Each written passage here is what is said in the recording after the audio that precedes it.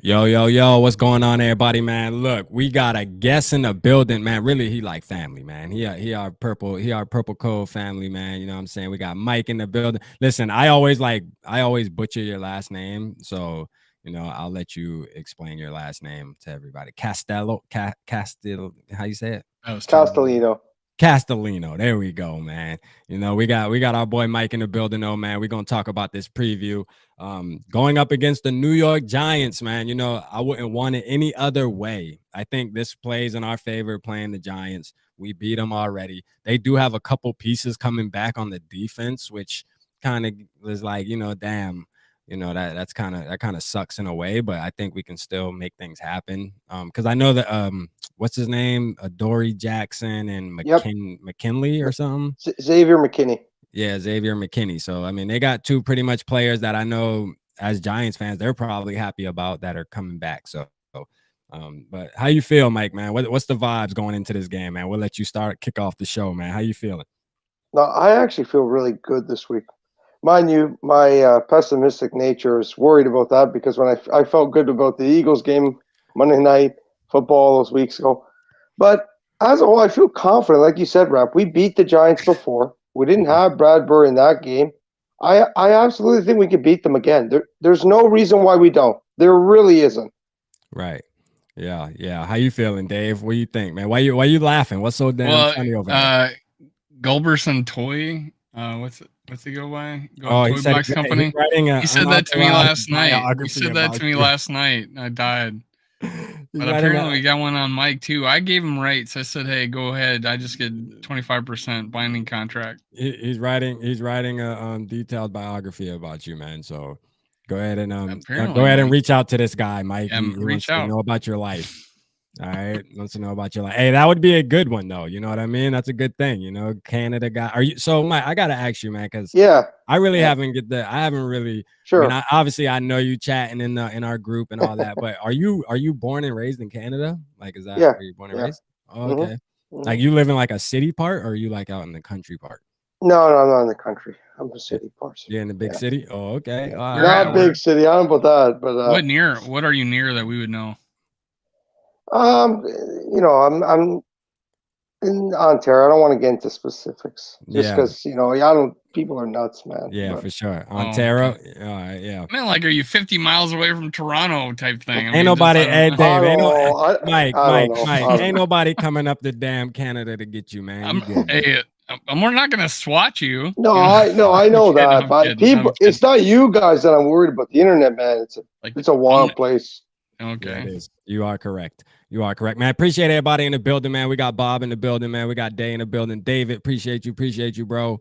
McAndrews, man. What's up? What's up? We got Juke in the building. Appreciate you, Juke, man. We got 12 people watching. Y'all make sure I hit that like button. Hit the like button. You know what I'm saying? Y'all already know what time it is, man. And stay active in the comments. Everybody comment what's your favorite color G-string, man. Listen, if you got a wife or a girl, what's your favorite color G-string that you wear? Know what I'm saying? Hey, look, because that's who we playing, man. The New York G strings. You know what I'm saying? That's all they is to me. I was wondering where he was going with this. I have no idea. It's like Valentine's Day coming up, right? I guess I don't know. But yeah, so Mike, I gotta ask you, how you feel about that center, man, trying to call out the fans, bro? Like, I mean, saying we weren't loud enough and this, that, and the third. What's up with that? Honestly, I like when players, coaches bash the Vikings. It usually burns them most of the time. Yeah. What is it? What was it? Cameron Jordan did it in 2019 when Kirk went in there. I think we were 10-point underdogs, and we went in and won in New Orleans, which is very difficult to do at that time. We were 10-point underdogs that week? It was high. It may have not been quite 10, but it was close to double digits. I remember we were the highest dogs of the week. Yeah. So no, I like it. Please, by all means, it just motivates the fans to be louder in their first home game in 5 years. And one thing I will give, I give Viking fans credit all the time. They show up in numbers and they're loud. And now you give the motivation. It's going to be a monsoon. On third downs, they're not going to be able to hear any other play calls. Yeah.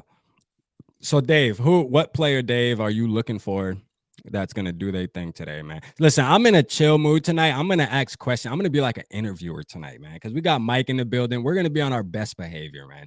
You know You're what not I'm gonna be saying? a dick the whole time. Nah, I'm not gonna be a dick the whole time. Yeah, I think I'm gonna be in a good. I think I'm in a good mood tonight, man. I don't know. I just feel something feels different tonight, man. It's something in here. You know what I mean? The Minnesota niceness is just coming amongst me right now.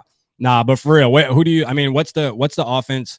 What player on offense do you expect to have a Well, I big? was hoping you'd talk. Let me talk defense. Oh, you want to talk defense? Yeah, it's a Darius Hey, well, Smith, man. before you do talk about defense, man, let's give it up for Ed Donatel for saying that he is going to. It's crazy, right? I did a video saying that the veterans, if Ed Donatel makes a call and you feel like it's not right, you need to cheat and say F him, and you need to make the decision. And guess what? A day later, he does a press conference and says that's what he's gonna let the guys take control, man. So let's give it up for Ed Donatel for that, man. Let's get it, man. Appreciate you, Ed Donatel. That's what I'm talking about, man. But U19, he does that. I wonder how that's gonna look. But Zadarius Smith, you know, I have no excuses. I'm 100% now. You know, it's like way to to unleash the beast, and he lines up with that middle gap. He might terrorize that center a little bit for what he said. So I'm really excited about Zadarius Smith being 100% healthy. Daniil Hunter has been on the upswing, and I do think veterans do come out of there. Just come out to play during playoffs, and I expect Kendricks and Harrison Smith just to leave it on the field. So veterans, they're going to come out, they're going to play hard. You'll see an Adam Thielen try hard, Dalvin Cook, he'll give it his all. Every one of these guys is going to leave it on the field, man. All the veterans. Yeah, how you feeling, Mike? Who on on defense? Who on defense? Yeah, we'll do defense first. Who on defense are you expecting to have a big game, man? Duke. Duke. I mean, how can we not say Duke at this point? Like, yeah. Duke Shelley. What a story. I mean, it comes out of nowhere. Mid-season edition from the Bears practice squad. And you can make the debate. He might be the most important player on this Vikings defense for what it means, because you could see they've turned a corner now that he's in there. Because unlike Dancer, and I'm a fan of him too, just like you are, Rob, he doesn't use his anticipation skills enough. And now, I do want to say this. I hope God bless, his family, whatever personal issues he's going through right now. I don't wish that on anybody. So I hope that's okay. Right. All that stuff figures itself out and he finds, good place. But on the field, it needed to be done. We needed a number 2 corner to step up. And thankfully, that was Duke Shelley. So I think he'll have a big game again. Yeah, me and Mike chat, man, to let the chat know. Me and Mike actually, that's one thing we actually do agree 100% on. We both were very big fans of Cameron Dantzler going into the season. We felt like he would possibly be our CB1 at some point. Well, it hasn't turned out that way. And like Mike said, I agree, man. Duke Shelley came in, man. What a diamond in the rough, though. And I got to give credit to, Kwesi and whoever else was involved on finding Duke Shelley and saying, hey, there's something about this guy. We need to bring him on the team, and it shows, man. I'm saying I love Cameron Dantzler, but look here, it's going to be tough for him to get his job back, man, if Duke keep playing like that. I'm going to just keep it real. If Duke keep playing like that, boy, we might not see Cameron Dantzler again unless Duke get hurt or something, man, or Pat Pete get hurt. But shout out to Duke. Really, how we noticed him was it Dantzler that got hurt or got in the Buffalo I think it was game? was it Evans? Evans got concussed too. Yeah, in the Buffalo game. So Dantzler was out. Evans was playing. He got hurt, and then Duke Shelley came in and broke up that pass right away, like the next play. Like it was insane. And the things that have to happen for you to get to play. Same way with Thielen when Diggs got hurt. He got to finally play. And broke out a 100-yard game. So it's that's why you never know, man. Your second string players, they always have to prepare as if they're starters, man. They do. Like third string is something that's another story. But when you're number 2 on the depth chart, where it's like, hey, if this starter gets hurt, it's my time. Like you need to prepare every week as a starter, dog. Even if you don't happen to touch the field the whole season, oh well, it will pay off in the long run. Like prepare as a starter, and I think Duke Shelley does that, man. The way it's just like flourishing on the field, it seems like that guy just performed he just prepared as a starter, even when he was a practice squad guy. Like he just knew his time was going to come eventually, and he would make the best of it, and he did, man. I expect him to have a big game. I agree with y'all. So like offense, right? Like the offense, we all know that. Justin Jefferson, we expecting him to have a big game. Dalvin Cook have a good game. But I mean, what are y'all expecting out of Kirk Cousins? Because I did a video and I said, look, man, Kirk need to win this second playoff game, man. This is big on him. You know what I'm saying? Like, they're going to hate on him regardless, but I think this would definitely swing the needle a little bit more, you know, getting it to a little bit more people saying, you know what, I'm on the bandwagon now. So how y'all feel about that? I'll start with you, Mike. Go ahead. Let Mike go. Let Mike go first, Dave. Go ahead. You know, he stalled, Rob, so I thought I'd jump in.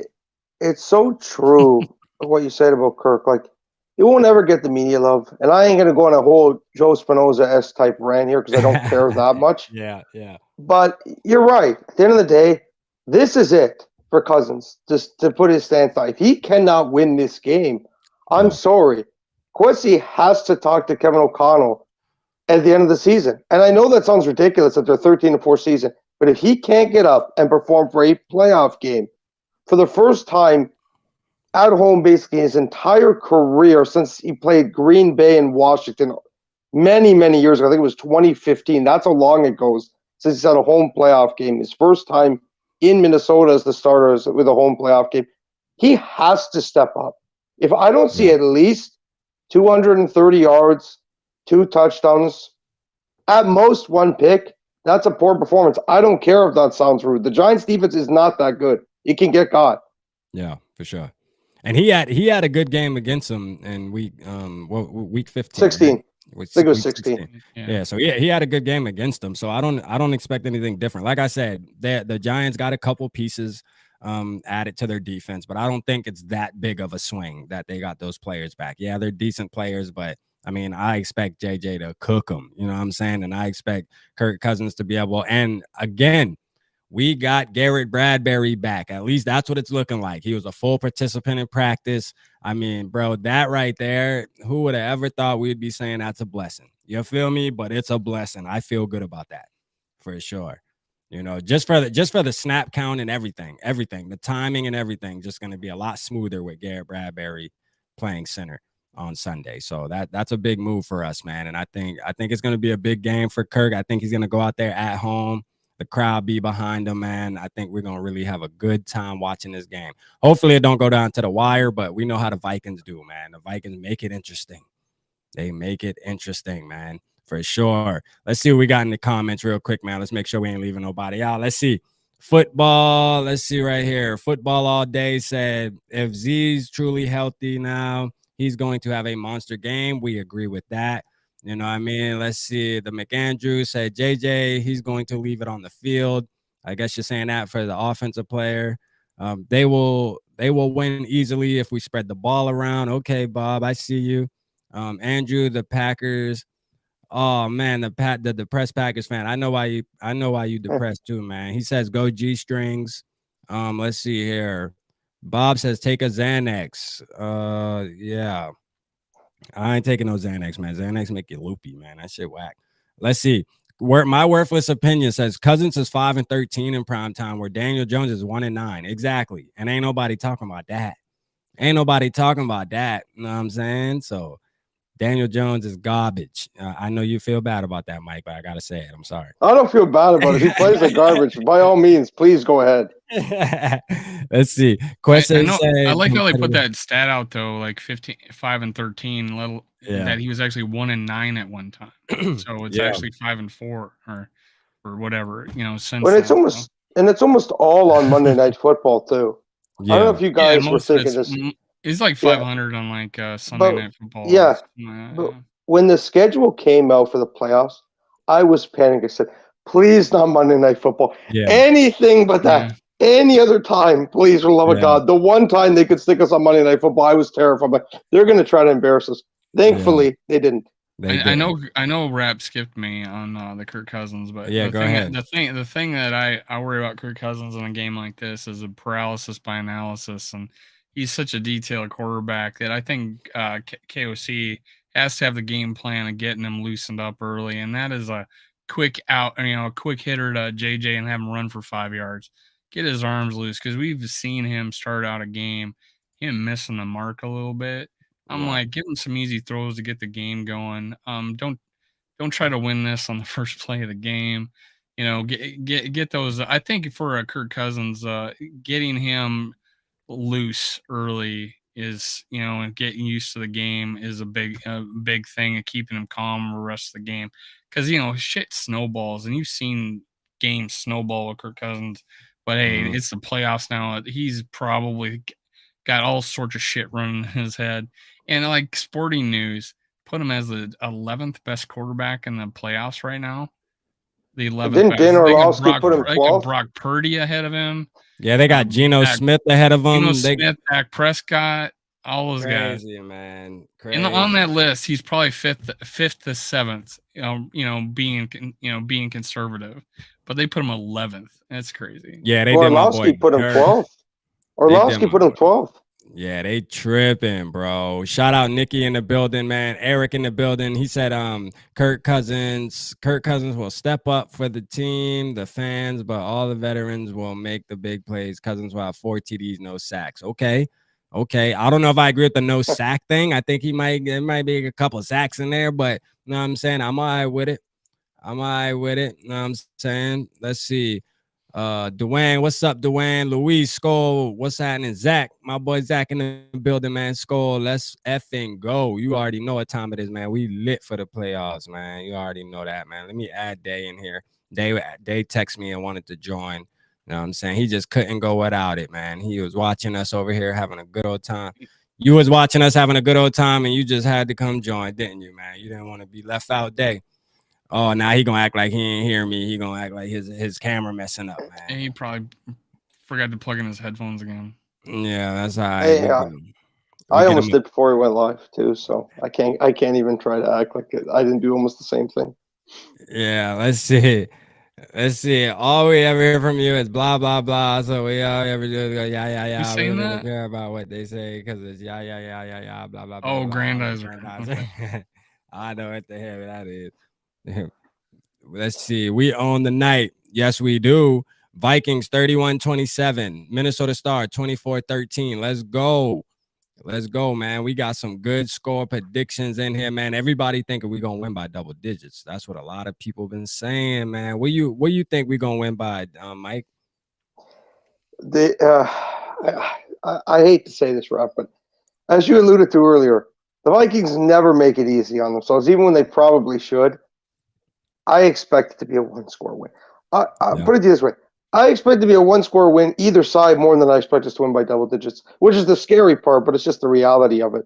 Now, if our defense steps up, could be a different story, but as of what I've seen through 18 games, or 17 games, excuse me, I don't feel that confident in it being anything but a one-score game. It's basically what we do. Yeah, I gotta agree too, man. I mean, I want it to be a 2-score game. I've been throwing out there 2-score games, you feel me? But I mean, realistically, I feel like 28-24 just feels right to me. That's what that was my first prediction, and that kind of just feels right, man. But I want it to be more than that. I ain't gonna lie. I'm liking some of these scores. Like I'm liking that 31-17 from Luis, man. I'm even liking Dylan 27-16. I'm all right with those type of scores. You know what I'm saying? 52-6. Let's go. I'm liking Grandizer score, man. We do that, bro. They gonna hey, we play a game like When's that. The last time we scored 40. They gonna be like 50. The Vikings are going to the Super Bowl. They do that, it's over with. You know what I'm saying? Like they will be calling us Super Bowl champions after that. I ain't gonna lie. Or maybe they'll just say the Giants are that bad after hyping them up all fucking week. They probably would do that. I ain't gonna cap to you. What's up, Crown in the building, man? I seen you somewhere in there, man. I can't. Where the hell you been at, man? All these damn comments. Bobby, what's happening? Bobby in the building, man. Y'all boy going lit tonight, boy. We lit tonight. 24-16. Vikings win. Rushing game led the way. Okay, so you thinking Dalvin gonna turn up? Dalvin and Madison gonna turn up? I like that. You know what I'm saying? Bobby said, hold on real quick. Bobby said 31-16. 31-16. I'm liking that score, Bobby Boucher. Let's get it.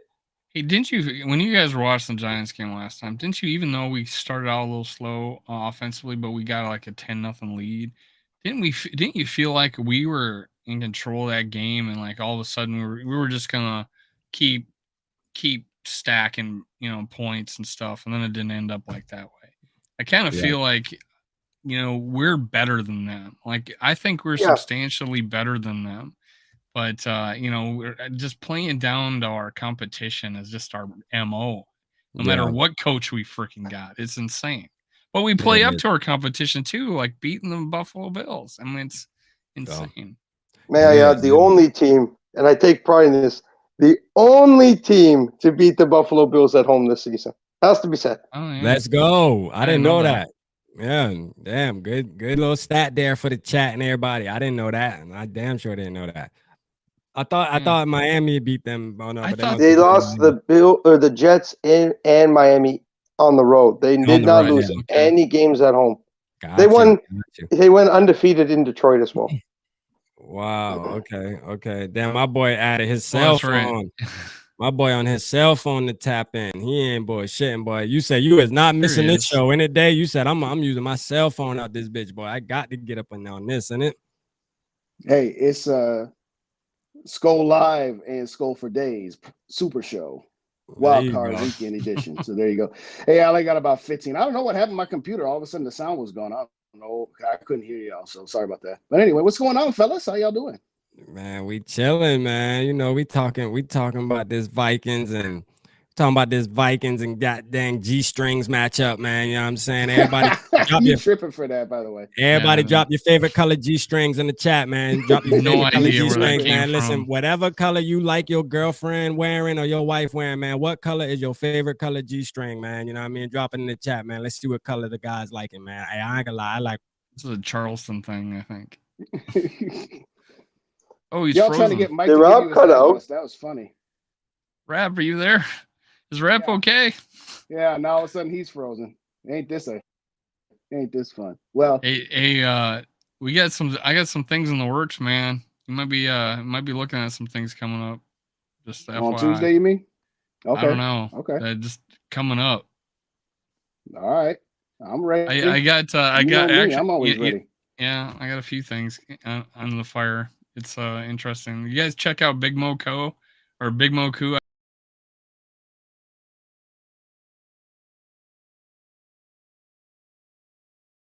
Whoa, hold on. I don't know what the hell happened. Y'all did it. It just exit. Hold on. It's out. There we go. I know what the hell happened. I'm like, what the hell? Is everybody like gone? I was like, what the hell happened? I don't know if I was talking to myself. Still here? There we go. I don't. All right, chat. I don't know what was happening. I don't know what was happening. I blame it on the fucking cat. Yeah. It's the New York media trying to shut us down. Damn New York media trying to shut us down, man. It's all right. Ain't nothing but a damn G-string. God damn. That's just weird. That's just weird.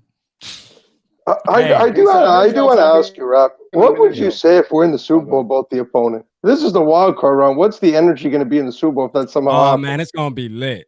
It's going to be lit. I can only imagine.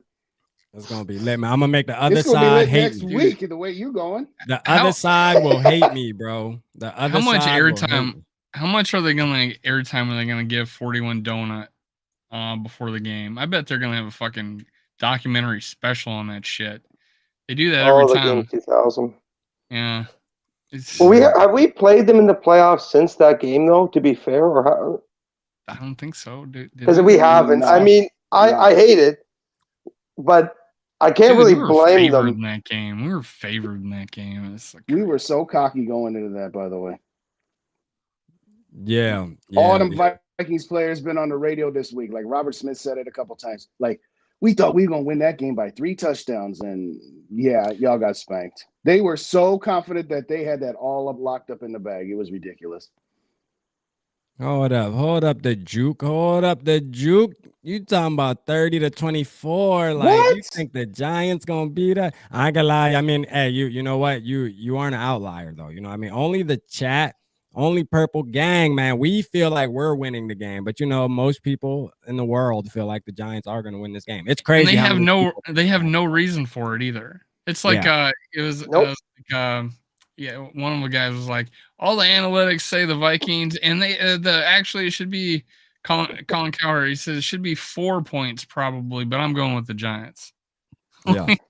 Yeah, it's crazy that we won a game where they allowed a screen pass, but yet, you know, they allowed Justin Jefferson to catch a screen pass to get us in position to win a game, and that's luck. Like that's not supposed to happen in an NFL game, I guess. You know what I mean? It's crazy. And to even make it a tie game, they had to get 4th and 2, and they broke it for a touchdown. Don't y'all feel like if the Eagles would have did that, or the Chiefs would have did that same exact play, or any other team would have did that same exact play and had a walk-off touchdown, they would have been saying, look, they know how to win. They won. They know how to win. You know what I mean? Like, it's crazy, bro. Yeah, I don't disagree with that. I do want to add this because it has to be said, and it's pretty funny when you think about it. Everyone's taking the Giants. Well, not everyone, but a lot of the media members, as Dave alluded to, are taking the Giants this week. Yeah. All I've heard all season is our point differential. I don't know if you guys know this. The Giants actually have a lower point differential than us. Yep. That's the funny thing. They were fucking dogging on the Giants all year until they come play us. Yeah. Mike, what else is? Are you serious? It's like they want to will the game. They want the New York media. They want the money. They're saying, hey, we got to have the Giants in here so we have more ratings. That's all it is, man. They're chirping in their ear to get them to pick the Giants. But I'll be quick. What else is funny too is I know this is a miracle if it happened, but say we win, Seahawks win, and the Bucks win. We would end up playing another home game versus another team with a lower point differential than us in Tampa Bay, which is hilarious. Like, everyone made that a stat only for us. They didn't talk about it for Tom Brady because it's Tom Brady. He gets a pass. They didn't talk about it for the Giants at all season. But when it's us, because Kirk Cousins is our quarterback, every single time they got to find something. It's hilarious. Oh, absolutely. Tampa has a negative win percentage. So, that garbage division gets a team in, you know. Yeah, man. Shout out to the 32 people in the chat, man. Y'all make sure y'all hit that like button, man. Y'all hit that like button. It's a party in this biatch tonight, man. You made a good decision. Listen, if there's anybody in here that likes G-strings, man, anybody, your girlfriend, your wife, what color G-string do you like, man? Favorite color G-string, man? Drop it in the chat. I like red, but I'd go with purple and gold too, man. You know what I'm saying? Like, because that's who we playing, man. Them boys is a bunch of sissies. You hear me? Like they G-strings gonna be riding up their butt crack, man, during the game. You know what I mean? They playing with us, and we gonna show them what's up, man. I got all the confidence in the world in our team to win this game. Now I might have to eat my words. Saquon Barkley in a G-string? Is that what you're doing? I see them wearing them under those pads and stuff. You think they all manly, but I see them all having like G-strings up their butt crack, man, on Sunday, man. I just do, man. You know. I can see Day. He's regretting coming on the show. Oh, did you regret coming on this show, Day? My bad. Hey, with you guys, I got no regrets. Hey, there we go. My worthless opinion, man. The white G-string with the nice tan skin. Okay, let's go. I want to ask Dave, because he's been doing shows with you all year. Is it just this week, or has he been doing something like this all year? He's literally I'm just like this, all man. time. Is it just a specific Giants hate, or is there anything in particular? No, it's I hate the every opposing team. I hate every all. team like this. I hate all. Every opposing quarterback is trash or garbage. I am the true definition. Josh Allen. Yes, I'm the true definition of. Well, I don't know if you really call out Josh Allen, but anybody else, like unless he's like won an MVP or is considered top 3, I guess he's trash. Yeah, hey, I respect the loyalty. No side. I'm telling you, SKOL side or no side, bro. That's a fact. Like, I'm riding for the purple. I don't care about no other team. I'm not gonna boost them up. You know what I mean? I give them a respect when they beat us, but it is what it is. You know what I'm saying? If they beat us, they beat us, man. But I don't think the Giants gonna beat us. I ain't gonna lie to you. There's no reason we should lose this game, man. On a real note, man, we shouldn't lose this game. You know? So, I mean, go ahead, Dave. How you feel? Go ahead, talk a little bit to the people, Dave. No, you go, Mike. You go, because I'm gonna try to get on my computer, so I'm not swinging around on my phone here. So, okay. Mike, you want us to get you off the stream real quick while you get right? Hold on, go ahead, Mike. Go ahead. Yeah. No, Dave, go ahead. You didn't get to talk about it in a while, so you have the floor. I've been talking a lot. Oh, nobody wants to. I mean, damn, do y'all want to start talking about G-strings or what? This is like, I don't know. I'm at a loss. Can someone in the chat explain what the hell Rap is talking about? I didn't know this. I guess I heard that before, but I've just never heard it on a YouTube show. I don't blame you, Dave. That's probably a first. I don't blame you. Hey, shout out Dylan, man. Dylan said Rap put that Bills content creator in a body bag. Hey, that was funny. That was funny. That was funny. I saw that. You know what? He's gained 2,500 followers since then, man. That's insane. So I'm just he's actually says I'm gonna have and he's doing content about the Vikings fans hating him now, and it's just growing and growing. So all we're doing is feeding the beast. That's kind of pathetic, though, to grow. That's kind of pathetic, though, because if you have to grow your channel by bashing or talking about another fan base. Yeah, he's literally he bashes the fan base. Like, I don't do that. I'll bash the team, but I ain't gonna bash the fan base. Because the fans got to show if the team's good or not, right? That's the thing as a fan. It stinks. Exactly. But you're there if it's horrible or great. The funny thing is, Andy, Purple for the win. Someone in his chat says, "Hey, are you gonna do any collab with Andy? Andy for the win? Chang, I guess Andy Chang for the win." Yeah. And he says, and he knows who he was, and I call him Fake Andy for the loss, but after the Bills lost to us. But Purple FTW knows who he is, and it actually gave him some respect the other day. So that's kind of funny. All right, you set up now, Dave? I'm back. Finally, I don't know what that was. My computer was not giving me sound, so I'll make it quick. First time, everybody, go to Purple and Go for Days and look at my preview show. You always say that. I'll make it quick. Yeah, I know. I have to. I'll make it quick. 3 hours later. That being said, I'm just kidding. I go ahead. Pick up my kid. So go ahead. There's a hard out this time. No. Listen, you guys were talking about who's your player. A defense, Harrison Smith. I think he's finally going to get unleashed. Okay. Limited practice today. I don't care. He's going to play and he's going to be unleashed. I'm going to say it like that. Because in the first game, you want to know who they picked on? They picked on Chandon Sullivan like they were picking fruit or something. Okay. Yeah. So he's going to have to play better. But I do think that, like you guys were talking about earlier about, Patrick Peterson taking over the defense and, he's taking names and all that stuff. I think Harrison Smith's going to be the key player defensively. Offensively, this is going to surprise the people. I'm going to say Irv Smith, and I'll tell you why. The Giants are like the 5th worst team against tight ends. Okay. Mm-hmm. So they kept Irv Smith around for a reason. And so I think that, the Giants are going to say, we're not going to let JJ go for 187 yards and 5 touchdowns on us. We got to stop TJ Hawkinson. I think that they are going to be severely crippled against the second tight end. And I think that Irv Smith is actually hopefully going to have an opportunity to do something. So, there's the obvious of Justin Jefferson, Dalvin Cook, and KJ, but I think Irv Smith's got something because, like I said, the Giants are terrible against tight ends. So yeah. So you're confident that Irv Smith's just going to come in after being missing. Now TJ had a great game against him, right? His season high. What do you have? Like 109 and 2 133 and 2 touchdowns. Yeah. Yeah. So he went crazy. But I don't disagree with you. I would love to see both of them actually go off, but it's hard for me to believe that.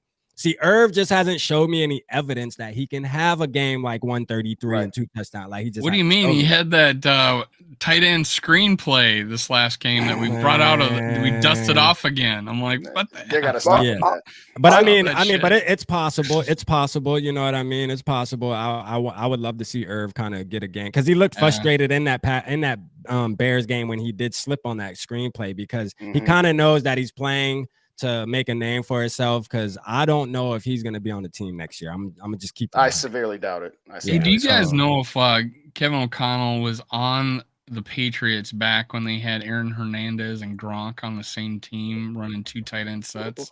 You mean as a quarterback, right? He was drafted by the Patriots. So I thought he was drafted by the Jets. I could be. Oh no, he was drafted by the Patriots, right? And then he went to the Jets, and it was a whole thing. Yeah. Oh man! Shout out to 40 people in the building, man. I'm tell you what he's going to do with Irv Smith Jr. He might have been waiting all this time for him to come back. That's a good point. Hey, I do want to say I like Irv. Go ahead, Mike. Go ahead. I'll be quick. No, you don't. Y'all don't have to say that, man. Y'all don't have to say y'all to be quick. Just go ahead and I don't talk. It's okay. Yeah.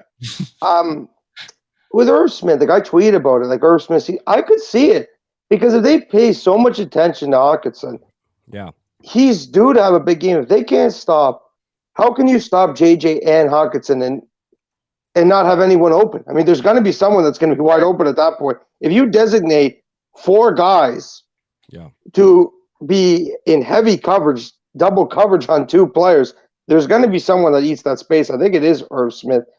But it's funny you guys mentioned, like, he hasn't had a big statistical game. You're not wrong. And I always hate referencing this because it's usually in a negative light, but He should have had a 70-yard touchdown this season. One of the only explosive touchdowns he would have had almost all year.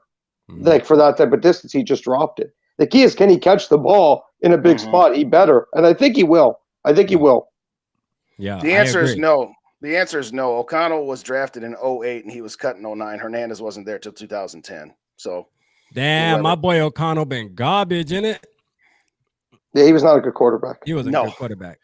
He had the brain, he just didn't have the skills. Well, he ran a 4.5 40 in the combine, and that's he's fire now though. I ain't gonna lie, he bounced back game strong. That boy came into the coaching field like, I might not have been a good quarterback, but I'm gonna show you something. 13 wins on your first season. Quit playing with my guy, man. And this is the thing, Day. I heard you earlier say that.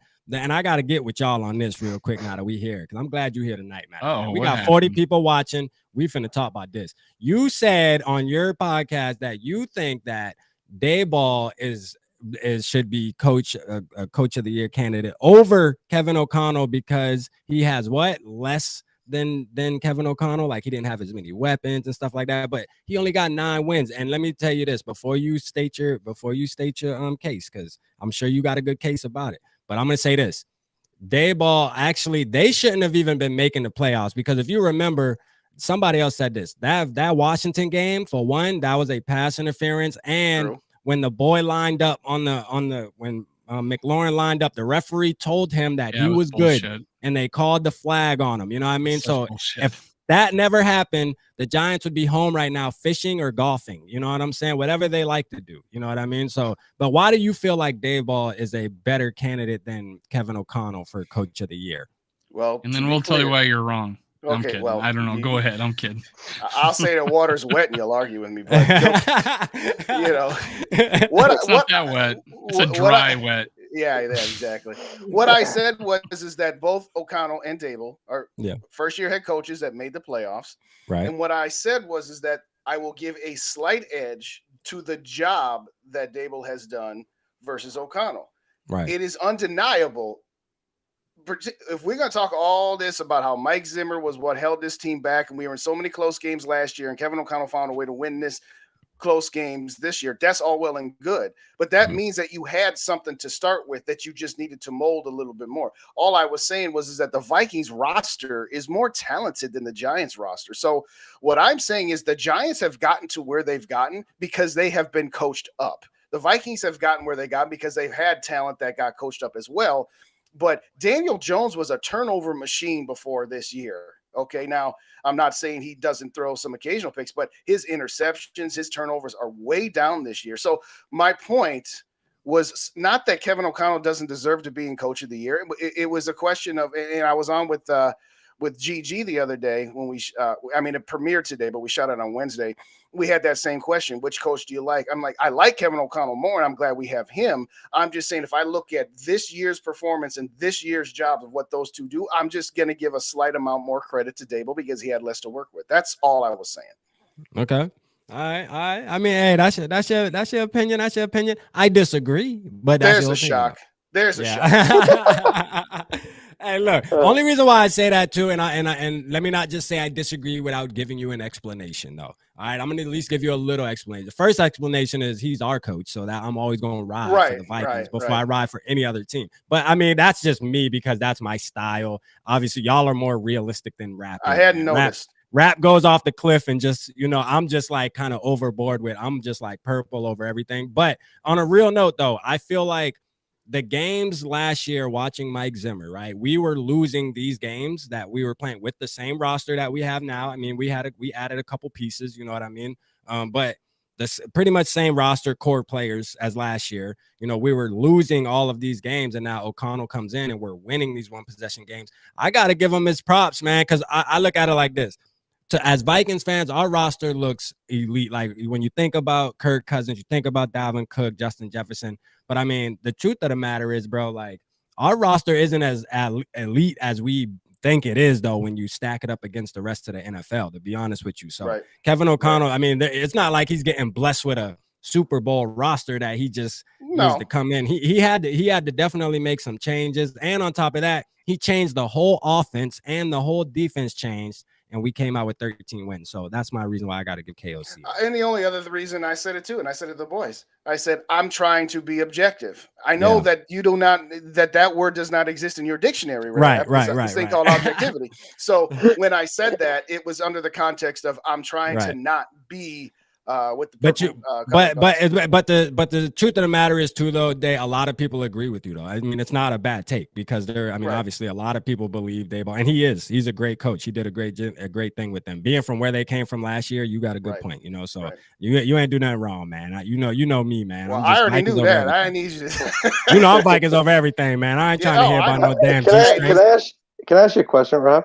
Yeah. Hold on real quick. I gotta tap out for a minute. If y'all back on when I get back in 2025, I'll come back. Just get back in. All right. I'll try.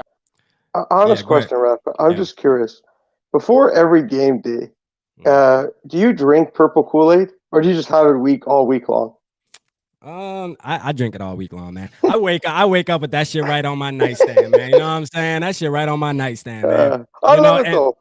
And look, I'm emotionally attached to this team, man. I really am. That's why I started a podcast, because I used to do this without people knowing about it, man. I used to do this behind closed doors before anybody knew RAP on here, man. Like, you know what I'm saying? Like, yeah, I used to be in the mirror yelling at myself and shit, yelling at the team, yelling at Kirk Cousins. Now I get to get on here and press record and do it, so it make me feel a little better, man. It's like my therapy, you know what I'm saying? But I'm just loyal, man. I'm loyal to my squad, man. It is what it is. But, I know you got to be realistic. Like when we're playing teams like the Bills and stuff, I was realistic that week. Like, hey, they got a good team. Josh Allen's a obviously better quarterback than what we got. But still, fuck them. You know what I'm saying? I'll just tell you that. Let's see. Raps IV that shit, Mike. to put some more weight on Kevin O'Connell and what he's done. Yeah, sure. We feel like we have a better roster than the Giants. But I think they won 4 games last year and won 9 this year. We won 8 and now won 13. We both improved by 5. I would have to say it's harder to go from 8 to 13 than it is from 4 to 9. And in Daniel Jones threw 7 picks last year in 11 games. He was on his way. He was actually starting to improve. Before Daboll came, I think Daboll put him over the edge a little bit, as far as being a little better of a quarterback than he is. But and Kevin O'Connell setting the Vikings rookie record, of 13 wins, and the record is 14. So I mean, and then the teams we beat on the road, like a Buffalo. And then all the comeback victories, that's the fucking salt, the spice, that puts him over the edge over Brian Daboll. Yeah. I can't tell you any other than, the only other guy would be the Carroll and Seahawks, because we all thought they were going to be absolute trash this year. Yeah. The Giants actually had a few people saying that they were going to be better. We all thought the Seahawks were going to be the worst team in the league. Yeah. So if anybody had a shot, it would probably be him. Daboll, good.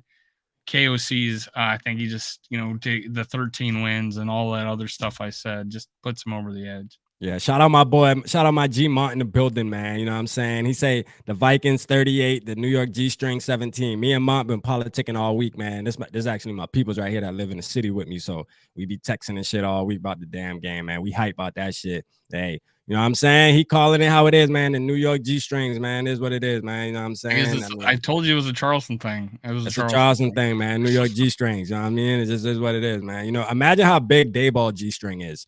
That shit probably big as hell. But let's see. Hey, hold up real quick, man. We got the purple Urkel, etc. Oh, I see where you going at, George Blunt. Hey, look, and your name says it all, man. Let's get it, man. We rolling it up. You know that. We definitely gonna be smoking the op pack on Sunday, man. Don't worry. We smoking the op pack on Sunday. That's a fact. For some reason, it is a little bit different today. It is a little bit different today. Just some things I haven't heard of before. Oh, yeah. I'm bringing out like new slang and stuff. Yeah. There's some things I haven't heard before. Rap is bringing everything out for me, right? Yeah, man. We got company. Just to completely, throw me off. We got to make it fun, man. So let's do this, Mike. I'm going to ask you. What young player, because we kind of said what players on the team, offense and defense league, but what young, let's say a rookie, because Okay. Will we have a rookie playing on offense Yeah. though? Yeah. Oh, on What offense? rookie? Yeah. What rookie? Let's just say you can do either offense or defense. Let's just say a rookie. What rookie do you think is going to make an impact in his very first playoff game on Sunday, man? Who's going to be like, damn, boy, I'm so glad we drafted that guy this year? Brian Asamoah. I had backed him for weeks. It's funny. Justin thought I was crazy when I said it like maybe 5 weeks ago. When I said, we need to start playing Asamoah. They start playing him, and he causes all these fumbles. And though I respect and will always adore what Eric Kendricks brought to this team, he's lost a step. You can see it. He is not the coverage linebacker he used to be. They need speed. And he's the only linebacker we have that brings speed to this core. I think he's going to have an absolutely great game. I think he'll surprise a lot of people. Maybe cause another turnover. I hope so. Yeah. He saw out the last game, and I guess he had some limited practice. Let me look at what do they got him listed as? They got him full practice. Okay, so he's full practice. Good. So he's good. What you got, Dave? What you think? Are you going same thing? Oh, I'm so Asamoah, man. Yeah. I said last week he was going to be, but then I didn't realize that he was You think we're gonna get another? You think we're gonna get another Hawk Tomahawk fumble, forced fumble this Sunday, or what, man? What we gonna get from him, or INT? What we gonna get from him, man? I think he seemed like a turnover machine. I ain't gonna lie. I know he ain't got no spine interception capability yet, on Daniel Jones. The spine capability where we can go after Daniel Jones and not have to worry as much of him taking off, because we have a guy that could actually cut him off at the pass, and that would be Asamoah. Yeah. So when we first started seeing it was the game we were at with he finally got on the field, and they used him as a spy against Miami, and he gradually, since that game, has got more and more playing time to where I think he could probably play half the game this next game. And God, you gotta get him out here. You gotta get him out there as much as possible. We need more speed on that defense. And things, they're talking about these two players coming back for the Giants. Well, we got Asamoah playing more. We got Duke Shelley as a starter. He's playing it at starter now. We got some guys, in the end, fully healthy Zadarius Smith. So we got some things to think about too on defense coming back and hopefully putting it all together. Do you think, Mike, I'm gonna start with you. Do you think it's a smart move? And chat, y'all make sure y'all comment down in here too, man, and let me know how y'all feeling on this. Do you think it's a smart move that Ed Donatell's waiting now, where it's like, hey, it's the first game of the playoffs. Hey, you know what? I'm gonna step back and pretty much not be the coach, like, because I mean that's the vibe. He's pretty much like answering our prayers, saying, you know what? All right, I'm gonna let the veterans handle it. I'm sure he's gonna still call in the play, obviously, but I'm gonna let the veterans be able to check out of plays. If they see something that I'm not seeing, they can go ahead and change it up if they want on the fly. Do you think that's a good idea, or should we just trust Ed Donatell still, even though we have evidence, that it ain't working? Like, how do you feel about that? Do you think this is the wrong time to be switching it up and trying to go a different way? You know what I'm saying? Like, because it's a playoff game, it's win or go home, or what? That's tough, but I honestly think it isn't a great idea, only because you're pulling it out now. Why didn't you do that last week? Yeah. I mean, why you knew that game realistically wasn't going to mean that much unless the Niners lost. So why didn't you try it then? Maybe he did and didn't say anything, and he's trying to throw off the Giants. Maybe it's behind closed doors, because I will say the defense was a lot noticeably better for the first time in a while. Well, but it does worry me. We only gave around 300 yards of offense 2 weeks in a row. When the fuck has that happened all year? Yeah, it's been like all year. It does worry me, though. Now, like I said, I wouldn't be surprised if behind closed doors, they were already kind of doing some stuff like this, and he's just saying it in front of the media. Because NFL coaches, they don't tell you a whole lot. Trust me, they keep things a lot of closed doors. So it wouldn't mildly surprise me if he's been doing this for at least the last week or so, where he's at least been talking to Patrick Peterson, Eric Kendricks. But as long as they have the right guys doing it, and I mean particularly Patrick Peterson, Harrison Smith, Zadarius Hunter. Too. Yeah. As long as they have the right guys doing it, it should work. Now, I don't know if this is a great idea every week, but we'll see what happens. But they got to step up regardless on defense. Yeah, either way, regardless, even if it goes the way where Ed Donatel's like, hey, I changed my mind Sunday morning and says, hey, you know what, guys, let me please just give me a chance. Let me call it. We're gonna call a good game. Either way, you guys on the field need to step up. You need to drop your nuts. I don't care, bro. It's win or go home. You know what I'm saying? But I did a video specifically saying, like, hey, look, as veterans, if Ed Donatel calls in a call and y'all see that it's the wrong call, you need to check out of it. Whoever, Eric Kendricks, you wear the green dot. You need to let your players know, like, listen, no, they're not. They're running this play. We need to go ahead and play this type of defense for this, and let him be mad, bro, because it's win or go home. You know what I mean? And if you think about it like that, we have some good veterans that I really trust that I feel like could play that type of style. You know what I mean? Like, if you let them play freely, you know, like you said, Patrick Peterson, Harrison Smith, like they've seen everything you can see in the NFL pretty much, you know what I mean? So I think they're very familiar, and there's probably a lot of times where they get a call in from Ed Donatel this season and they see what the offense is lined up in, and they're probably thinking in their head, like, man, this is such a bad defensive call, but we gotta follow the rules. You know what I mean? We gotta play the call that's called, you know what I'm saying? As a player, when you're got a head coach above you, I mean, it just is what it is. You know, they're kind of like chess pieces. That's why coaches are important. You know what I'm saying? But yeah, how you feel, Dave? Like, you feel like it's a good idea, or you think you should just say, hey, let Ed Donatel go ahead and call it, or you think the vets should just go ahead and take matters into their own hands? You would think that you got the keys, right? You got the keys that you say, if this happens, this happens, this time you do this, you do this, you do this. Right. You got to think that's supposed to have been happening all year round.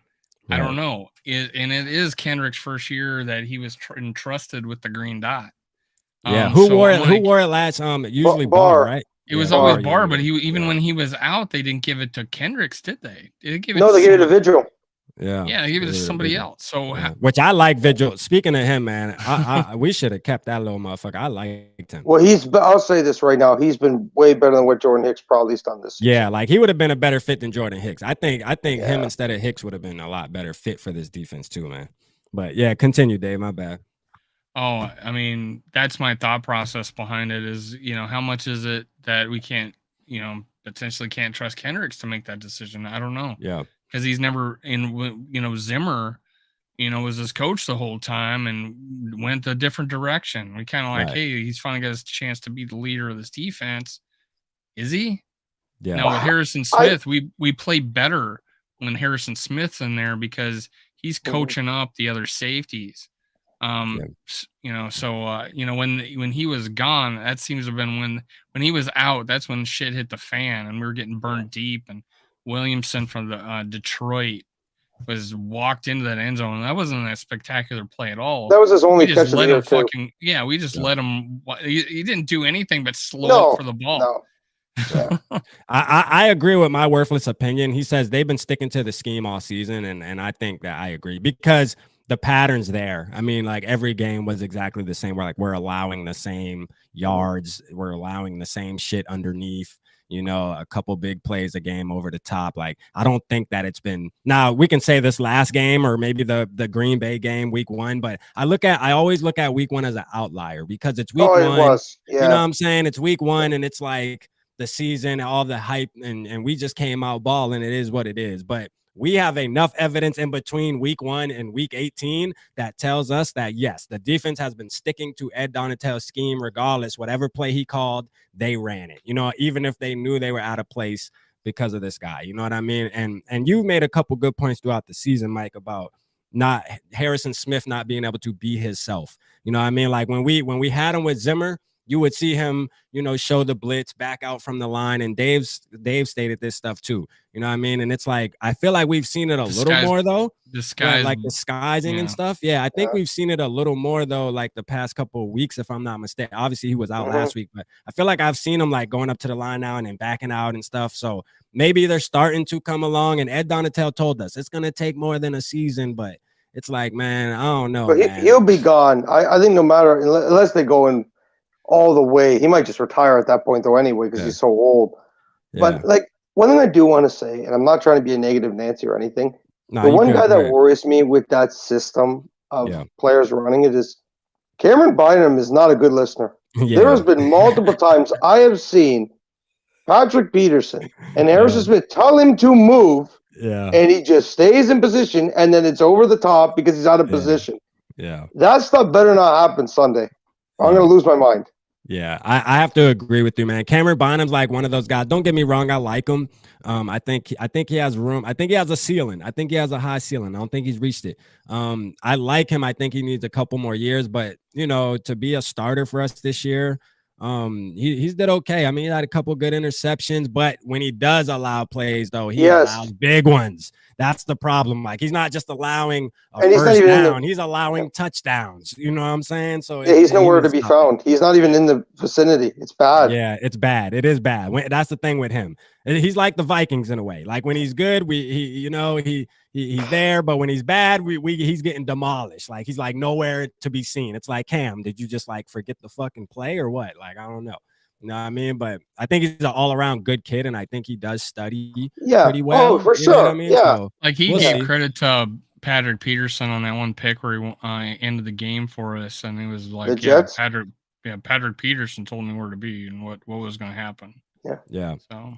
Minnesota Star. I agree, man. I show Cam some love, man. I mean, and Mike showing him love too. He's just saying, like, we're pretty much just stating the obvious, though. You know what I mean? Usually when there's a big play over the top in the backfield, it's usually Cam that's the one that's out of position. I mean, it just is what it is. You know what I mean? And rightfully we still so. really can't explain that Eagles one, right? Because that Eagles one, I'm like, we thought it was Cam, and Donatel says it was Dantzler, and we're like, what kind of defense were you freaking running? No, because when you watch the all 22, if that was Dantzler's fault, bro, then who was Dantzler? Where was he supposed to run? Which would lead you to believe what the hell was Donatel doing there? But it does go back to my point though about Dantzler. Like, if it was him, his anticipation skills sometimes are bad. But like, that's he's what a I liked talented about player. him, though, Mike. I liked that about him at first, though. I thought he was really good. Yes, when he was a rookie, he was always there. Yeah. Yes, and then I think that play. You guys remember well. DK Metcalf. It was like a 4th and 17. They hit him over the top. He has never been the same since, and you've seen it. I remember since that play. Yeah. The Cameron Dantzler that we remember his rookie season has slowly disappeared because he's just too paranoid. So he always makes the tackle, which is nice on one sense. But in the other, you're giving up 10 yards, man. Like, you've got to try to break the pass up. Yeah. He just needs to play free, man. I think if Cameron Dantzler plays his game and plays free, man, he would be a savage. But you're right, though. It's like he's like not trying to make the mistake, and it's costing him. Exactly. I mean? It's definitely costing him, man. And I love Cam, man. That's one of my favorite Vikings players.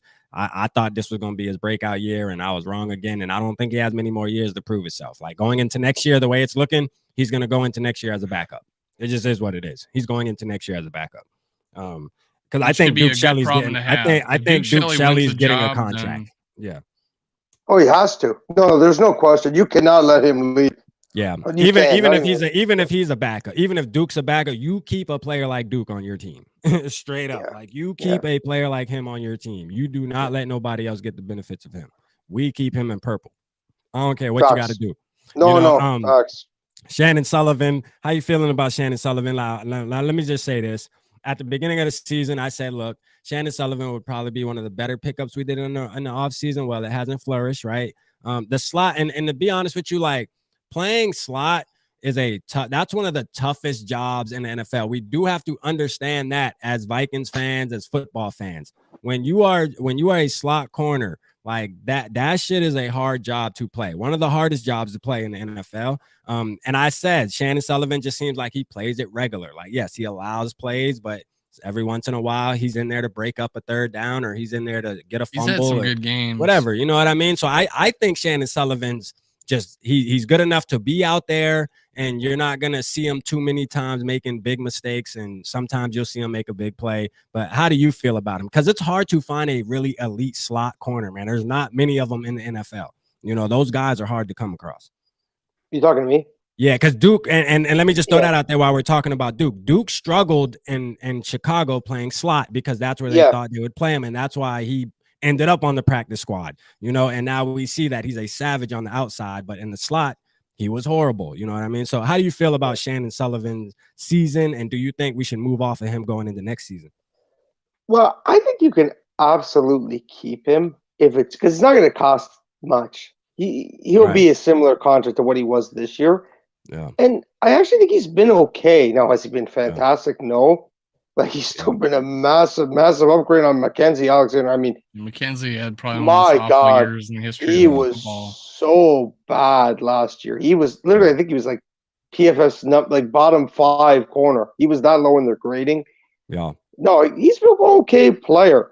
But the thing, like to your point, Shelley can't play in the slot, which is so broken considering his height. He should flourish from the slot. It's the opposite. But some of those corners, they have the dog in him. He's one of those guys. He loves being in the fight on the outside. And if that's who he is, you can't take it from him.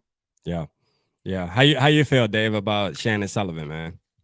I'm with Mike on that. As far as like, keep him and be in the competition. Look what Patrick Peterson did his second year with us. Yeah. I mean, he wasn't very good last year. Yeah, he only had like one interception last year, didn't he? The last game of the season. Last play of the year, he ran back for against the team, Lions, and right? He called it too. He called Bears, it. I thought, but yeah. Oh yeah, maybe the Bears. Yeah, I remember. Yeah, it was the last game of the year, Bears. So yeah, I mean, give him a chance to come back. It's the second year in a system that he probably wasn't used to. Who knows? But yeah, he's worth bringing back and being a potential cut if we find someone better, because we got some young guys that Evans and Booth Jr. that could come back next year and take that next step, that he might be outside looking in. I told you at the beginning of the year that I thought, well, Booth Jr. should be trying to win that slot job, but they didn't let him go near that. They put him on the outside the whole time. Yeah, because he played outside in college though. Oh yeah, but he's a willing he's a willing tackler and a physical player that maybe that would be good for a slot corner, I thought. But I thought that was his only place to where he could win a starting job. I guess that was my point. If he was to win a job, it wasn't going to be on the outside. It was going to be a slot. But hey, Shan Sullivan's had some good games, and I think he's going to be cheap, and he's going to be worth bringing back. And then I honestly just don't want to have our first pick be a corner this year. Yeah. Or in our defense, a defense. I wanted an impact like pass rusher, or a receiver, or hell, even a can't miss lineman. It's like offensive line. But we need I think our biggest need going to the draft next year is probably going to be defensive line. Someone that could really just was it Jordan Davis? It was Jordan Davis, right, with Georgia? Yeah, the Eagles. Yeah. Yep. So that's who I wanted, like at the 12th pick. I mean, I would have liked a guy like that, and I think that's what we need for this defense. There's some guy up the middle that can fucking just push that pocket back. We don't have it. We don't have it. Yeah, that's a fact. I don't know if we need a defensive tackle though. Me neither. I don't think so either. But don't get me wrong. I was high on Jordan Davis, but I think linebacker. I like Jordan Davis too, but that would have been more of a luxury pick. Well, we got Asamoah, right? So we got Asamoah, but I want. We got Asamoah. We got our outside all these linebackers are coming. No, I'm talking about we need a proper coverage line because Kendricks is getting old. Yeah, Kendricks is getting old. I'm sorry. I think this is it. Asamoah, and then what? Yeah. You know what I'm saying? I think this is the last ride for Kendricks. I really believe that. Again, I don't want to get into details of the future because I'm enjoying this ride for what it is. It's the playoffs, boys. Let's enjoy it. But I think if we're talking about the draft, linebackers got to be up there for need over defensive tackle. We kind of getting off topic for real, man. Yeah. I don't even need to talk about the draft, honestly. We still in this thing, man. Yeah, you know what I'm saying? We still in this thing, man. You know what I mean? But let's talk about this real quick, man, because I don't know, Mike. I don't know how long you got. Super Bowl. Yeah, it'll still be there after the Super Bowl. We'll get into that, guys. Don't worry, chat. You all know how we gonna crank up for that draft. We'll get into that. But let's enjoy this ride. Don't need to talk about something that's not even in our future right now, because guess what? The only thing in our future right now is the Super Bowl. We got to get past the G strings first. But let me ask this question, and then we'll start narrowing it down here because we've been on an hour. So are you more worried about, and I'll start with you, Mike, you more worried about the Giants offense, or you more worried about the Giants defense? And let's remember, Daniel Jones, a guy that you kind of are high on there, Mike. And I think he's okay. And Dave, let's just remember, this guy has 15 he only has 15 more passing touchdowns than me, you, and Dave. And I get it. 7 more running touchdowns too. He is I think for what he has to work with, I actually think he's done a really good job. Yeah. Remember, Kenny Galladay's With a those waste of money. receivers, man. He's literally a waste of money. Like what a bad contract that was. But okay, back to the question here. Well, I lost my train of thought now because you guys. Yeah, are you more worried about their offense hurting us or their defense hurting us? I'd say their defense, to be honest with you, because they blitz so much. Yeah. And funny enough, obviously, Wink called Kevin O'Connell Harry Styles. We can't have any of those Harry Styles like play calling in the red zone. There was times in that game where it almost cost us. He runs the ball way too much up the middle when it's blatantly obvious and they know it's coming.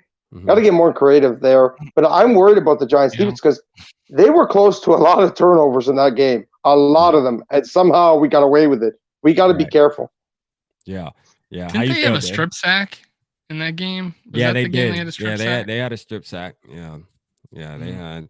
Well, how you feel, Dave? What are you thinking? You thinking the offense or the defense? It'd be the defense causing turnovers, giving them a short field.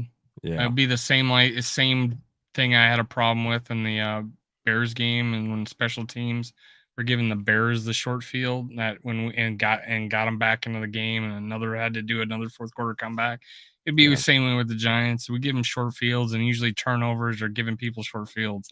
So yeah, it would be the defense doing something, making us throw off script or a strip sack or a fumble and Dalvin Cook fumble, knock on wood, something like that. Yeah, shout out David. David said cook up the middle for 0.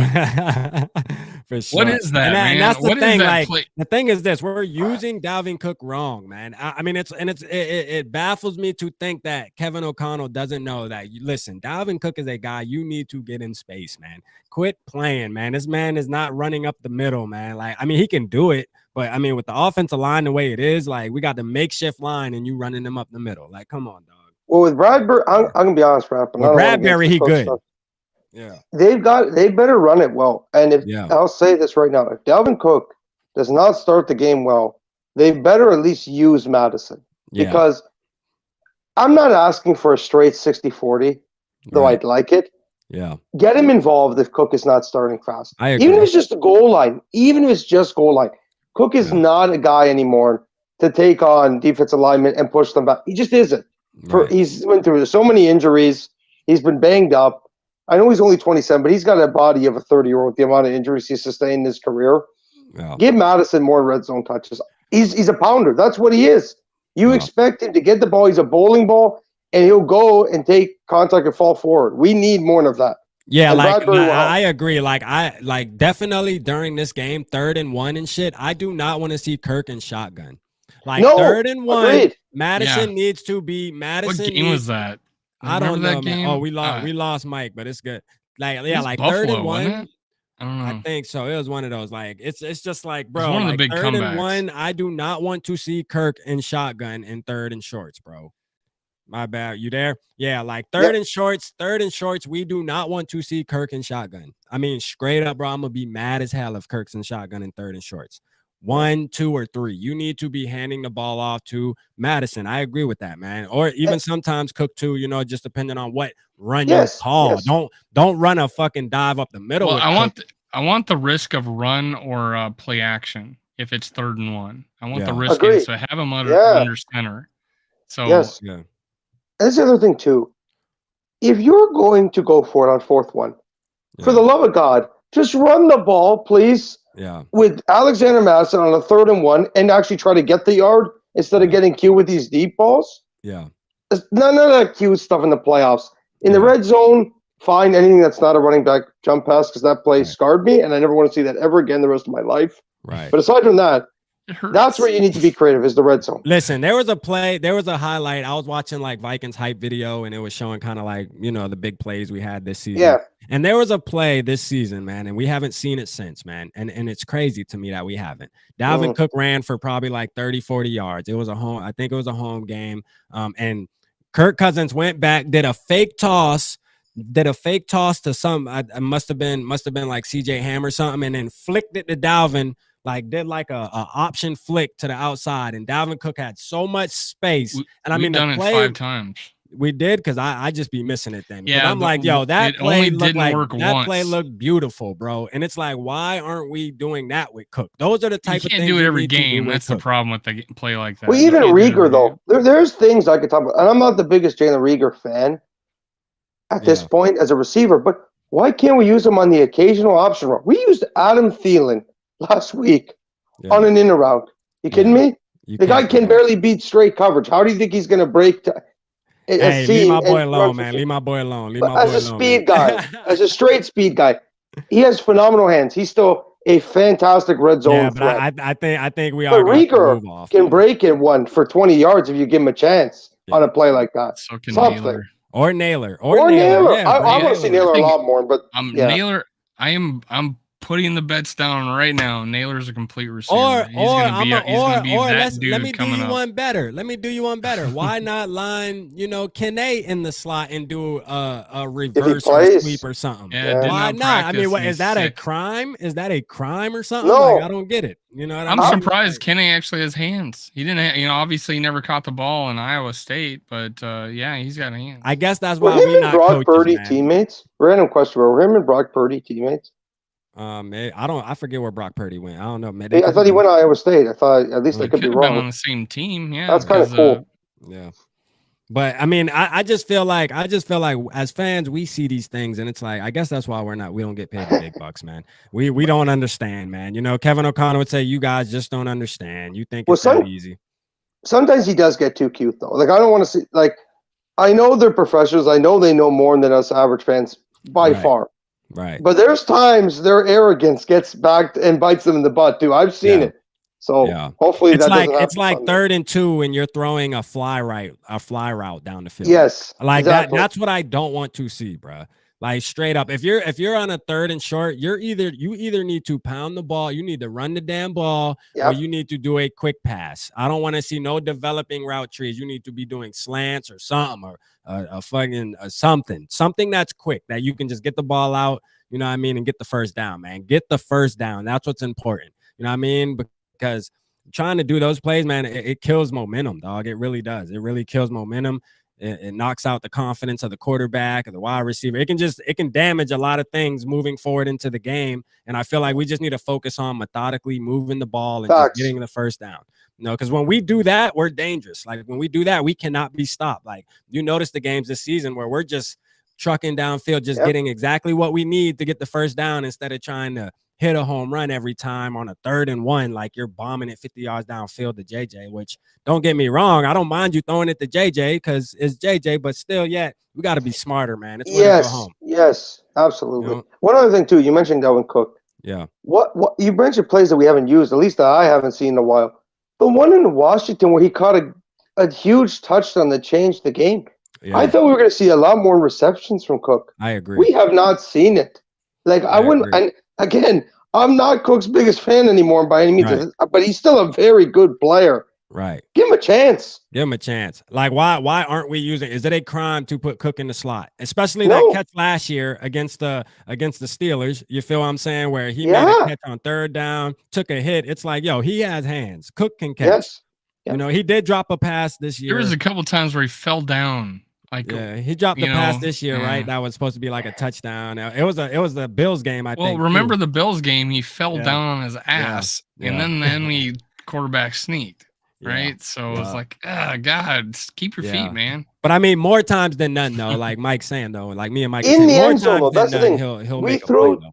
We throw too many plays, and I want to pull my hero. Yeah. Throw it in the end zone, so if they get in, it doesn't matter if they fall down because they're in the end zone. The Bears game, we did it again. And Kirk said it after the game that I shouldn't have thrown that ball. I should have thrown it out of bounds or in the end zone. And Shout out to Soheeb Rang. Shout out to Soheeb Rang. Appreciate you tapping in. Yeah, we definitely Mike made that a big point. He said that he wants to see TJ and Irv Smith, the double tight ends. We're kind of looking forward to that. Hopefully Irv Smith can come out and I know Day said that as well. Day was really big on Irv, thinking Irv Smith's gonna have a big game. So I hope so. You know, me personally, there's not enough evidence there for me to say Irv Smith's going to have a big game. If he does, it's going to be shocking to me. I would be happy about it, but I would be like, holy shit, that's what would you define a big game, like 50 yards? I would say maybe 70 yards with, maybe a touchdown if anything. That would be considered like a big game for me. Like if Irv Smith has like 50 yards, that's pretty good. I'd agree. Yeah, if he has 50 yards, you're right though. Yeah, that would be a solid. Or even like 2 big catches, for first downs. He can do it. He's just got to catch it when he's in position. Yeah. He can do it because he can get open. You know what I mean? Like we know he can get open. You feel me? It's just about him actually. I'm hoping for the tight end screen a little more this game. I'm a little hoping for that. Yeah, I'd swap that out with running back screen. I hate our tight end. Oh God, screens. I'm like, come on with this tight end screen shit, man. Because they're like, slow. oh my It's not their God. fault. You could give prime Gronkowski tight end screens. He's not going to break it because they're too slow. By the time they get the ball going, they're already going to get caught up. It's a tight end. They got to. I agree. Running back screens, I'm on board. Maybe on a bubble screen, you could do a tight end screen, but not this at the line of scrimmage shit. I want to see CJ Ham. I liked what I saw in Chicago. They could absolutely utilize him more in that way. I don't, man. I ain't gonna lie. Like, I'm gonna tell you why. I love CJ Ham, bro. Like one of the best teammates we have on our team. Yeah. That's a fact. I think every Vikings fan can Casey agree with might that. be listening. Every Vikings fan can agree that CJ Ham is probably by far the best teammate, the best person down there all around on the team, right? Yeah. But what I don't want to happen is starting to see CJ Ham getting 10 targets a game. I just can't. No, I'm not saying that, but if he's wide, like throw him, because it worked twice on the Bears. It did. It worked on the Bears. It worked on the Bears. I get it, but a 5-yard pass is still a 5-yard pass. It doesn't matter who's catching it. Good a defense either. So. Now I'll tell you. Now I will tell you. Like when we were talking about pounding it to Alexander Madison again, 3rd and 1, 3rd and 2, give the ball to CJ Ham. I'm okay with that, bro. Like give the ball to CJ Ham. Do a fullback dive. I'd rather him run up the middle than Dalvin Cook or even Alexander Madison. Like because I know he's gonna push and fall forward. That's a fact. He's a ox. You know what I'm saying? So like give it to him. And a lot of people forget too. He was a former running back. That was actually his position in college. Yeah. So absolutely on the short goal line plays, he knows to hit the right hole and the right read and hit it as fast as he possibly can and fall forward. He's a former college running back, and he's had a pretty good career in the NFL. I would like to see that too. I'm with you, Rap. I'm with you. I love him, man. Hey, and I want to let everybody know, man, I'm going to tell you my surprise player, man, and I know people going to think we should worry about it. Listen, do not worry about Oli Udoh. Oli Udoh is going to surprise every Vikings fan on Sunday. I can promise you this, that he is going to hold it down on that right side. You will not have to worry about Oli Udoh.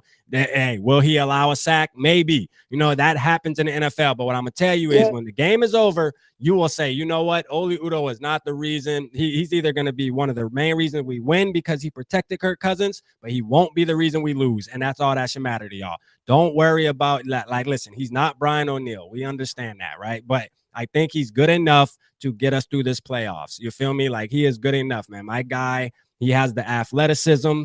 He's young too, and he played really good at a position that is not his natural position last year, and then he started falling off. Well, guess what? Now he's at his natural position. So let's know how I like Rap. I haven't talked about hands in a while. Yeah, I haven't talked about hands. There you go. Let's go, Dave, with the hand segment. Let's get it. And Oli Udoh, man, has got some crazy ass measurements. He's like 99 percentile in arms, 35 and 3/8 inch. Insane.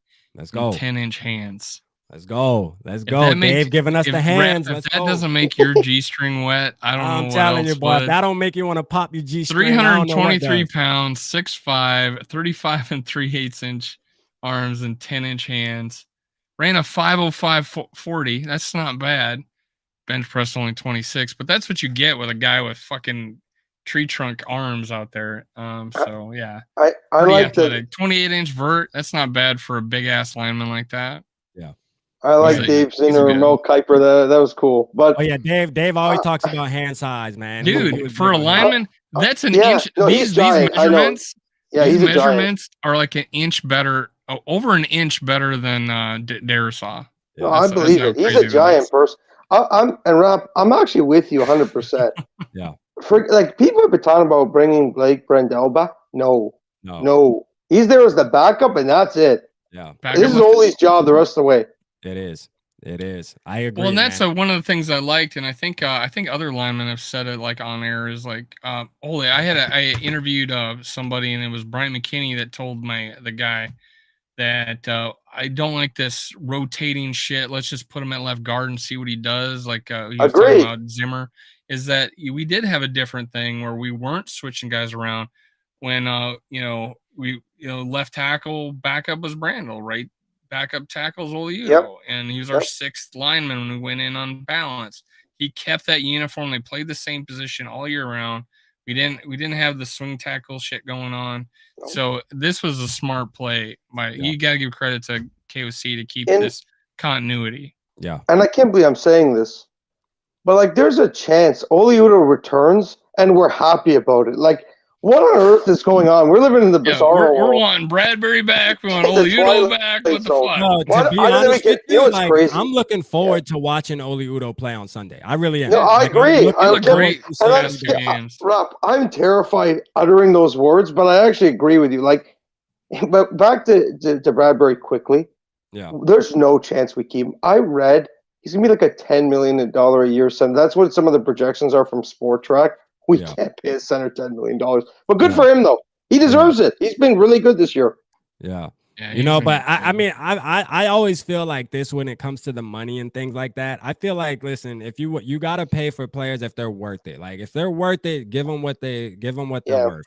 Because if we try to cheap out, we're just going to keep going through these same problems, these same issues where it's like, let's go save some money and get a $1 million center. Okay, we're going to get $1 million performance. Kirk Cousins is going to be getting hit in the mouth over and over again. Then we're going to complain that our center's trash, and we're going to be like, man, we should have paid fucking Bradbury $9 more million, man, and we would have been good. But it is what it is. You know what I mean? Like you said, I'm sure he is going to cash a check because he has had a good season this season. So he's probably going to want to get his money, and I don't blame him. You know what I mean? And hopefully we can make something happen without it hurting us, because the cap is going to go up again this year too. So that's always a good thing, is that the market rises, the teams get to spend more money. So usually it works out in the better favor. But the thing is, JJ is going to have to get the Brinks truck backed up for him. So he's going to take a lot of our money. So yes, the team might get depleted a little bit this coming up off season, and we got to expect that because we have to pay our superstar wide receiver. It just is what it is. You know what I mean? For sure. And the thing is, like, and I agree with what you're saying there. Promise you just can't. This isn't MLB baseball where you have an unlimited cap. Yeah. You've got to penny pinch, and there's certain positions that you penny pinch, or one of them is center traditionally, unless you have a elite player like Jason Kelce. Yeah, true.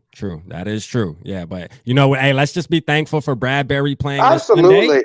Because at the beginning of the season, nobody was saying this, and now we're all kind of happy that Bradbury's back. It's almost like we're getting a star player back, and which is crazy to say, but it feels like it, don't it? It feels like we're getting a star back. We played better with Bradbury. Our offensive line played much better with Bradbury. The timing's that going to be good. Him and Kirk are right on cue. Like, we don't have to worry about false starts. We don't have to worry about anything like that. So, I mean, for the most part, you feel me? So we should be good, man. We know the offense is we know the ball's going to get hiked right. We don't got to worry about that. You can do more with him too. Like he can pull. He can pull. You can just do more. You can run more plays with him because he knows how to control the line and let everybody know what they're supposed to be doing. I trust Bradbury, man, and I'm happy we got him back. That's a big plus for us going into this playoff game, man. Ed Ingram hopefully doesn't step on Kirk's foot. That's a fact. That's the one guy we got to worry about, man. Ed Ingram is known that big ass foot, man, stepping on Kirk, man. And it looks so embarrassing when he does it. Because Kirk falls straight on his back. He's got that even stance, right? He's got that like when Kirk gets up, feet alignment stance. So it's funny too, because when Kirk does his backdrop too, he's like straight up too. When he goes back, like, you ever notice when Kirk does take his step backs, like he stands straight up at the beginning, and when he gets his foot stepped on, it's like he falls straight back. Like, dude, I'm like, after I saw that, I was like, Kirk, stagger your right foot, please. Yeah. Please. He shouldn't have to do that, man. You know what I mean? Like, it's like, he shouldn't have to do that, man. Ed Ingram just needs to learn how to, anchor down, bro. You can't be doing that, man, because it's costing us a whole down, bro. That is crucial. I don't know if you watch baseball, you don't like step. If you're looking at the catcher and you go to second base, you don't step with your right foot. Right. you cross over with your left. Yeah. It's a wasted step. So it's a bad technique, basically. Yeah. Well, and he's got to learn that. You know, he's got to learn. Dylan said Boone called it out on Purple Daily. Crazy wide stance on that man. Okay, so yeah, and I need to watch that. Yeah, well, Boone we got a guy guy in the Hall of Fame that's a Viking that had a crazy ass stance too, and he was a guard. He had a little more talent though. Look at Dave trying to stick up for his boy Ed. Hey, look, and me and Dave I were on like the same Ed boat. though. We were on the same boat because me and Dave both were really high on Ed Ingram. Like we didn't agree with the bull crap that came out on him, but we looked past that and kind of just talked football about it, and we both agreed that he was a great player, and we came up with like Ragdoll Ed or something. Dave, we were calling him. Oh, someone was calling him that in the chat, and he hasn't called him since. Yeah, funny. I do want to just add a quick comment on Ed Ingram. Like to start the year, it was brutal. Yeah, like really, really brutal. But the second half of the season, he has played a lot better.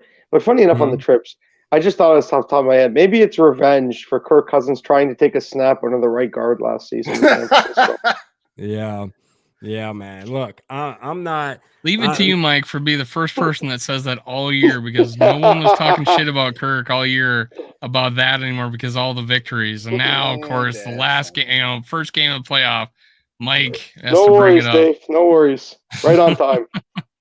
Hey, my boy George, appreciate you, bro. You said did we score the touchdown after that? I'm going to get some South Asian. I'm going to get some South Asian putang now. Thank you. Hey, make sure you pull her G-string, man. Jesus Christ. Pull her G-string, man. Worse. Pop her G-string up her crack, man. Pop her G-string. Okay, man. seriously. We better. You know what, Rap? You know what though? We better win this game. All this trash you talking. We better. Oh yeah, I talk trash every game. Oh my gosh. I talk trash every game. This ain't nothing new, man. I've watched your channel before. This seems like You more. ain't talking about women's underwear. Yeah, this is different. Yeah, we're trying to. You're not even talking about like Daniel Jones. You're going. You know what? I think my next thumbnail is gonna be very interesting. You guys stay tuned. Nah, he's gonna switch the thumbnail on us. He's gonna put us all in G-strings. Nah, hell no, not us. Not us. Are you crazy? We know us, not you. But you're gonna like put Daniel Jones us. in one. I'll put Daniel Jones and Dayball in one. How about that?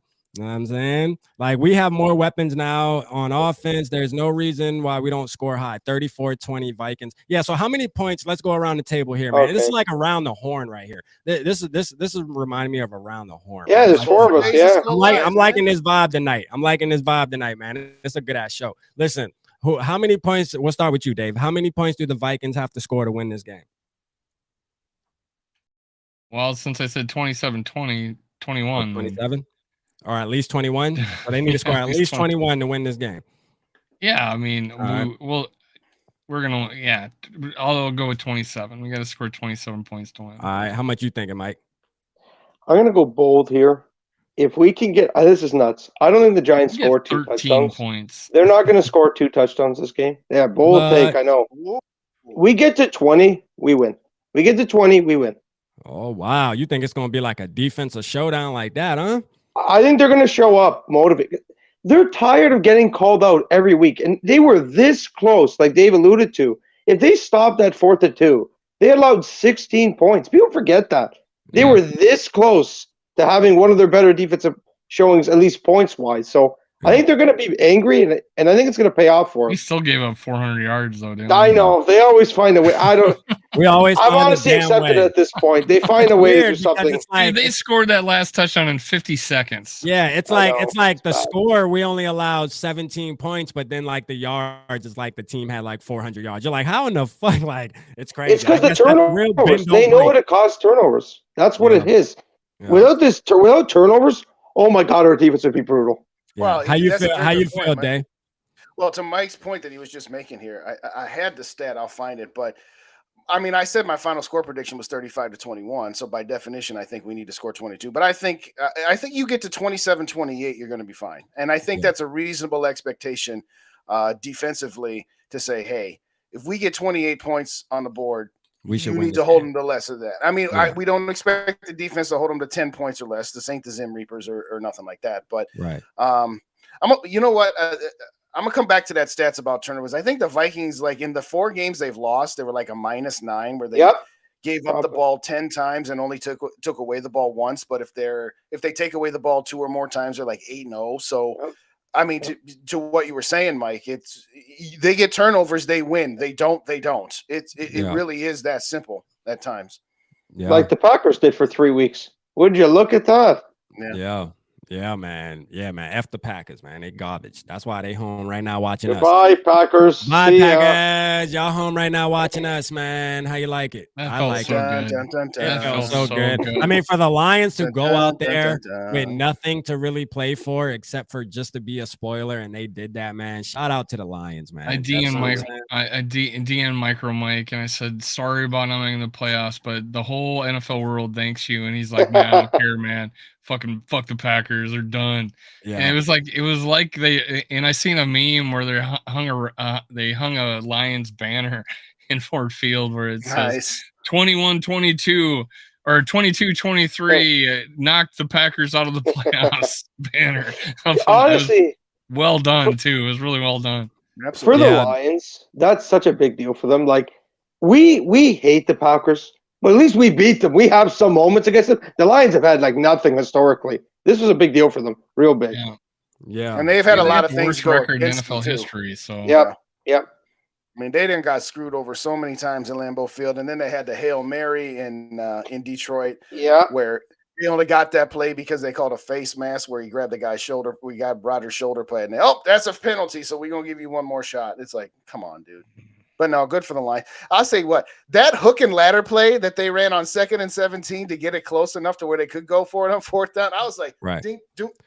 Oh, no, KJ USA. Someone called it the footstool and ladder play because it was at the line of scrimmage. Hold on, guys. Really quick, man. We have somebody in the chat that wants a little bit of attention. Okay. KJ_USA. 49ers run through all of y'all. I'm going to just let you know this right now, KJ. Your team is garbage. You hear me? Here we go. Y'all have Brock Purdy at quarterback. Stop it. Mr. Irrelevant. You guys are irrelevant. Stop it. Y'all are trash. I know. This is going to be out on the internet for all time, too. Rob, I'm worried about the Niners, like bad. Bad. Who said that at week? No, I never disagree. I backed you on that. Every time you said it, I said I don't disagree. They're elite. The Seahawks about to spank their ass, man. I hope so. Why do you call them the sea chickens, Justin? I'm just wondering. The sea chickens, that is kind of what they are, aren't they? Aren't Seahawks sea chickens? Seahawks, sea birds, sea chickens. They're birds, they're chickens. Okay, first off, they're like the chickens of the sea. It's from Paul. It's a Paul Allen bit. Whenever he talks about the Seattle Seahawks, he calls them the Seattle Sea Chickens. I was just wondering I was just curious. I think it's funny. That's why, anyway. Yeah, I ain't gonna lie though, man. Real talk, KJ. Y'all do got probably the most well put together team. I do give you props though. Y'all do. The 49ers are definitely put together well. You know what I mean? It obviously shows that no matter who quarterback is, me, you, Dave, we all can play quarterback. You know what I mean? And make it to the Super Bowl with that team. Hey, they won 10 in a row. You got to give them something for that. Purdy's Purdy's going to be a really solid good. He's Purdy good. He's good. He's a good quarterback. Everyone wants to say like he's taking advantage of the situation in the stands and shit. But like he could play. Like Jimmy Garoppolo did not look like this week in, week out for the Niners. Now Jimmy had a bigger ceiling when he was on, but when he's off, Jimmy's brutal. Shout out to Eva the Hope, man, for dropping the $5 super chat, man. Shout out to Eva the Hope. I love that. That's the comment. Well done, Evil. Right on brand. For sure, man. You know, we have 40 people in the building, man, and my boy Too Evil come through with the super chat. Ain't nobody else dropped the super chat. All right, I got something for y'all ass. Look here. Hey, I'm going to be streaming live on Sunday. Y'all better pull up, man. Y'all better pull up and y'all better support the channel. Y'all know I'm going to be going hard, man. I'm going to set it up on the couch. We're going to be cooling. I'm going to be drinking. I don't know, man. I might get some crab legs. Y'all know about crab legs up in Minnesota, or y'all ain't really on that? Yeah, we know crablegs.com. Oh, okay. You know what I'm saying? Because there's some real South shit, man. I'm about to be eating some hot garlic butter crab. Do you guys have jambalaya down there? Well, yeah. Okay. What? Do we? Do we? Yeah, I think so. Yeah, we do. We? That's like saying, do we eat cornbread down here, man? Come on, that's man. Collard greens. Was my point. Yes, collard greens and some black eyed peas. What else? Yeah, some real soul food up in here. There you real go. Soul food up in here, man. You know what I'm saying? But let's see. So Day, you kind of you had to go handle business real quick. we were what's some of the things we talked about, Dave and Mike? What I heard it all. were I we heard it talking all. about? I You was did? listening. Oh, you were I listening? was listening. How the hell were you listening? Oh, you were in the car listening and you were riding. Yeah. Okay. I'm surprised they didn't just jump right back on. When I know you should have just jumped back on in the car. Shit. When I said KOC, when I defended KOC for Coach of the Year. Oh, yeah. You made some good points. Listen, you make some good. I made good points, but I'm not. And this is not me arguing. What I'm saying is this: are the Vikings really a 13-win team, or are they probably an 11-win team that's probably overachieved a little bit? Agreed. Yeah. Thanks. No, they are. Okay. Yeah. And last year they were an 8-win team that probably could have been a 10-win team, right? Yep. So to your point about moving 5 games. We've moved 5 games on the margins, by the slimmest margins, by losing a bunch of one-score games and winning a bunch of others. And I'm not taking anything away from Kevin O'Connell, so I wasn't even going to bring that up because I'm throwing 11-0 in one-score games, and that's very true. Like 13 comebacks or something like that. The thing I do want to add, though, guys, like the guy who's going to win Coach of the Year, talk about weapons and talent. Next year, Arnie, we probably all agree he'll probably win it. Probably. He took over. I don't know about Peterson, that. who never should have been fired. You know, that's coaching. I don't know about that, Mike, because they lost 2 games. Yeah, but he was the 1 seed. People thought Dallas would probably win the division again, mind you. What's the line you always say about the NFC East, Justin? It's so timeshare. And it's so true. They rotate that thing like it's going out of style.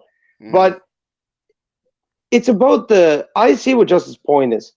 I think KOC has done a fantastic job, but what Table had to work with, I mean, it was bare bones. It was brutal. Let me be clear about this. I don't want to argue the point about Dable like I'm taking anything away from KOC. You know what? I want to argue. It reminds me of like, okay, if somebody wants to say Jordan's better than LeBron and that you can't change my mind that Jordan's better than LeBron, it's like, well, I'm not dissing LeBron. Guy. I'm not dissing LeBron if I say that Jordan's better than him and that you're never going to take it away from Michael.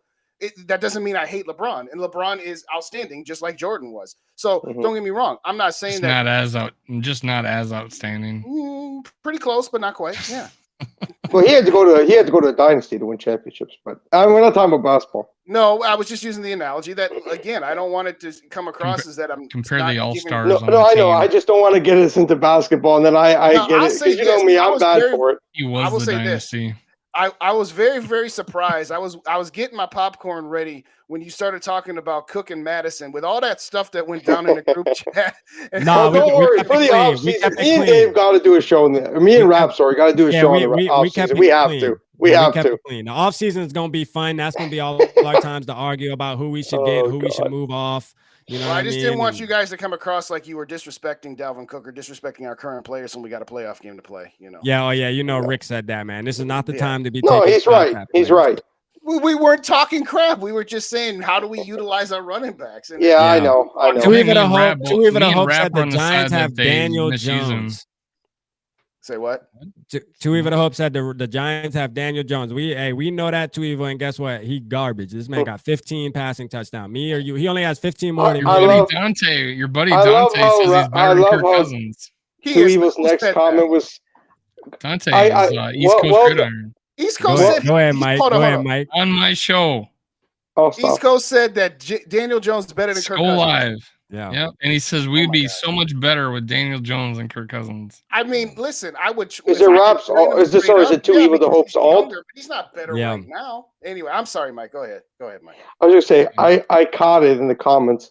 Well done, Two Evil the Hope, for spelling Kirk's name intentionally wrong. Well done. I see the quality meme there. I see consistent. it. He is very consistent, and he deserves credit. He is a great memer, and I appreciate it. I appreciate it. I do. He's definitely the truth, man. He keeps the chat. I have to explain it to guests sometimes. You know, he's. I bet. Justin had to tell me at first. I was gonna say the first time he came on our Monday show, Mike's like, "Who is this guy?" I'm like, "He's playing." He always says Kirk Cousins is the best quarterback in the PGA. You know the WNBA. He's the best quarterback in the WNBA. Yeah, I love it, man. That's my evil. If he could throw footballs into the basketball and that consistently, I mean, that could get you a lot of money. Too Evil to Hope. We win the Super Bowl this year, and they build a statue of Kirk Cousins. You got to take a picture of it, post it on whatever. I want to see what you look like, next to a Kirk Cousins statue. Wow, a lot of people in the chat. Yeah, man, the chat be Yeah. lit. Time's up, man. Appreciate you tapping in. But yeah, the chat be lit. You got to make sure you hit that subscribe button. Make sure you tapping in with us. Listen, we get it popping over here at Purple Pocket, man. Listen, we had 40-something people in the building at one point. Give you some know, love. kind of going home. Yeah, But make purple sure and you gold for subscribe to days. everybody. Yeah, if you want to see Mike, make sure you go to the Sports Purple Talk. Code, Purple and Canadian Gold for Football days. League. Over Yeah, there you there. go, man. There you go, man. Purple Pocket, you know, this your boy R.A. Peasy, man. We getting it popping in here. Guess what? We playing the G strings. Time's up. You know what I'm saying? Playing the G strings. You know what I'm saying? This is what it is, man. Geez, we're just all over the place too. South Florida, Charleston, Canada, and Minneapolis. Yeah, man. Or wherever you're at. Whatever it takes to get a win, guys. Right? Let's just get a win. Right. That's all I Let's care just get for. it. Let's just get a dub, man. So like, and this the thing. If Kevin O'Connell wins his first playoff game in his rookie season, man? I mean, what is that going to change your mind a little bit? Their day saying that he beat Dayball in a head-to-head, and he Well, he wins would his have beaten first him playoff game? head-to-head twice. Yeah. Absolutely. I mean, I'm saying in a playoff game though. Like yeah, he did already beat him. Yeah, that's another thing. He beat him head to head. Yeah. It took a 61-yard field goal though. Just a little bit of good fortunate decision events. making. Good decision Agree, making. that's true. That's true. So here you go, Mike. I thought you were on our team. Look, I said guys, you're not saying it was like it wasn't a master class. It wasn't a master class, guys. Why is it a crime that they allowed a screen pass, you know, with X amount of seconds left? That was a brilliant play call. Justin Jefferson made a great play. Why is that a crime that we won the game like no, that? No one's saying it's a crime. But let's not act like it was a master class either. I mean, I think it was. That ball should have went to Munt. I don't know how that 61-yard field goal went in still. I honestly don't. Dude, it was his best kick ever, man. That was amazing. Hey, we talk about all sorts of Viking stats. Yeah. Ray Joseph is 1 for 1 from 60 plus. He's the GOAT from 60 plus. Let's 100%. go, man. Greggy the leggy. Let's go, man. Like for real. Greg is here to stay. Now, I ain't gonna lie. Last game he pissed me off. Didn't he miss like 2? Yeah. He missed both against the Packers. Yeah, at this point, guys, if it doesn't matter, he'll miss it because that's the Vikings kicker. We got to play this song and dance. There's got to be something wrong with the kicker. So if he makes every clutch kick, I'm in. That's all I gotta say. I'm done talking about kickers. It will ruin our life forever. I'm convinced. As long as he wins Super Bowl, I don't care. So Soheep Rang says, who would you rather take, Cousins or Jones? I'm definitely going Cousins. You know what I'm saying? Like Jones to me is we're not gonna forget about Jones's first 3 years. I'm just not gonna do that. You know what I'm saying? Like Jones is garbage, bro. Like, he really is. Jones, Let me play devil's advocate, Rap. Let me play devil's advocate. Earlier this season, that's exactly what you said about Kirk Cousins. Just because he started off good for the first 6-7 games doesn't mean we're going to forget about the last 4 years. So no, Kirk. Hold on. Time out. Hold on. I said what now? I think that was Purple Daily. No, I'm saying, Rap, when we first started, it was like probably week 4, week 5. Yeah. You said, Kirk is doing well, and I'll give him his props, but that doesn't mean we don't have the evidence of the first 4 years of him in Minnesota. Yeah. And that's the same thing you're kind of saying about Daniel Jones. But Kirk's first 4 years is nothing. Kirk's first 4 years, I mean, against Daniel Jones. It does sound like something you would say. No. Okay, here's what I'm saying. Right now, for the next 2 years, it's Kirk Cousins all day, every day. There's no discussion. The next 2 years. Yes, the next 2 years. Yeah. They're going to Kirk will be 37 after that. Yeah. Daniel Jones will be what, 25? Well, he'd be 35, 36. Wouldn't he be 35, I thought, He'd be 35 next year. He'd be 36 the year after that. Right. So is he 33 or 34 Cousins right now? 34. So I'm saying I'll take him for the next 2 years. So I'm saying after that, he'll be 37. I'm going to tell you like this. I'll never take Daniel Jones. But Justin, he's like Tom Brady. He's going to play until 45, right? Okay, Joe. Don't ever give me Daniel Jones. I don't give a damn how old he is. I don't care. No, I'm with you, Rob, probably just because there's no signs that say he will be better than Kirk Cousins even in 3 years' time. Ever. Not that he's not and that's not a bad thing. Derek Carr is not better than Kirk Cousins. Will not be better than Kirk Cousins in 3 years' time. It's hard to be better than Kirk Cousins. Hold up a minute now. I ain't gonna let you do that now. I ain't gonna lie. We gonna argue about that. About Derek Carr, the guy who has 0 playoff wins. Well, we're gonna argue. No, Zero well, I'm playoff gonna wins? tell you this. No, I'm gonna say this. Derek Carr and Kirk Cousins, to me, like they can definitely be compared, though, is what I'm saying. Like Derek Carr ain't no scrub now. We ain't gonna act like Derek Carr. In big games he is, but I don't want to get. We're into not gonna this. act like Derek Carr is Daniel Jones, bro. I'd rather have I'm really low on Daniel. I'm gonna tell you what's Carr gonna never happen. scared me. Derek Carr is going to go to a team next year. Like I'm gonna tell you what. Imagine Derek Carr on the 49ers or something like that. I'm gonna tell you what. They won't. They got Purdy. Why on earth would they do that? Okay. All right. I'd be shocked. You know what's gonna happen with Derek Carr? He's gonna go to the Jets. He's gonna replace Zach Wilson. And then Zach Wilson's gonna end up in Minnesota, and then you're happy, Rob. No, to be honest with you, like I seen something earlier where they said this actually seemed pretty true. They said Jimmy Garoppolo is going to go to the that could happen too. Miami Dolphins. They said Jimmy Garoppolo is going to go to the Dolphins, which I can I think I can. It's not impossible. Yeah, it's not impossible. They said Derek Carr is going to go to New Orleans, which I think I can see that too. They remind me of the Raiders in a way, to be honest with you. It just seemed like it would be the same type of shit, but I don't know. I could see him in New Orleans though. And they said Tom Brady would go to the Raiders, which I'm like, I don't know about that. That just seems like a long shot. I don't see why. I'd be shocked. I think the Patriots are the only team. They're just trying to tie that.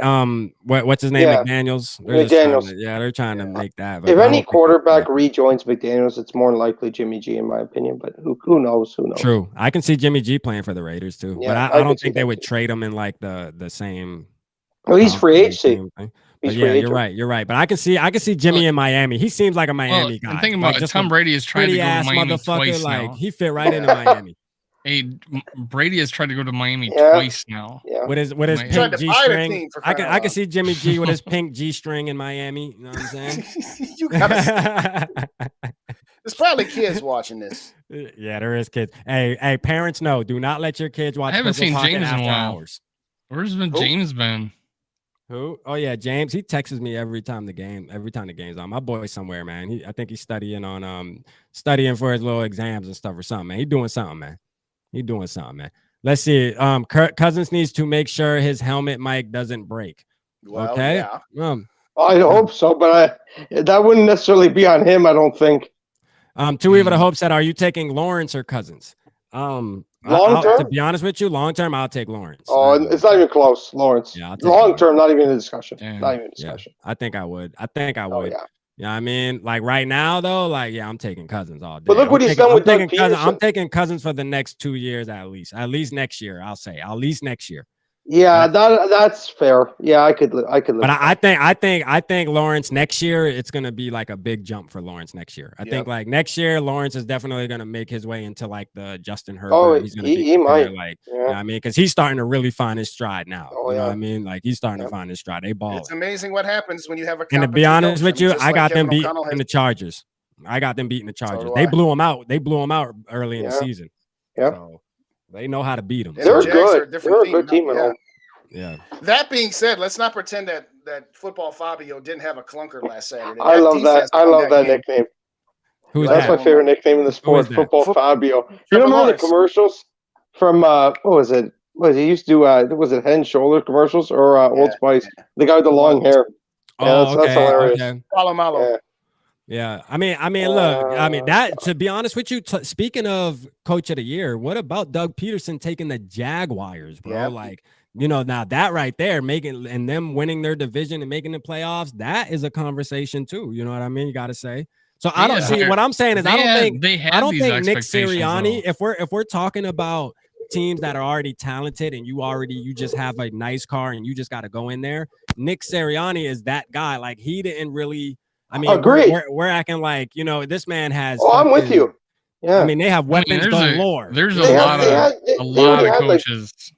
That did a good job this year. There is. They already had their top. They already had like an entire stacked O line and quarterback that he didn't draft. He didn't draft. That's what I'm saying. Like I don't think it's a straight. I don't think it's a clear win for him, man. I really agree. Don't. He took Doug Peterson's team. He took a lot of the pieces Peterson already built. It's crazy. Yeah. Yeah, you know, because I mean, honestly, like obviously we know that Reed could be in the conversation for the Chiefs.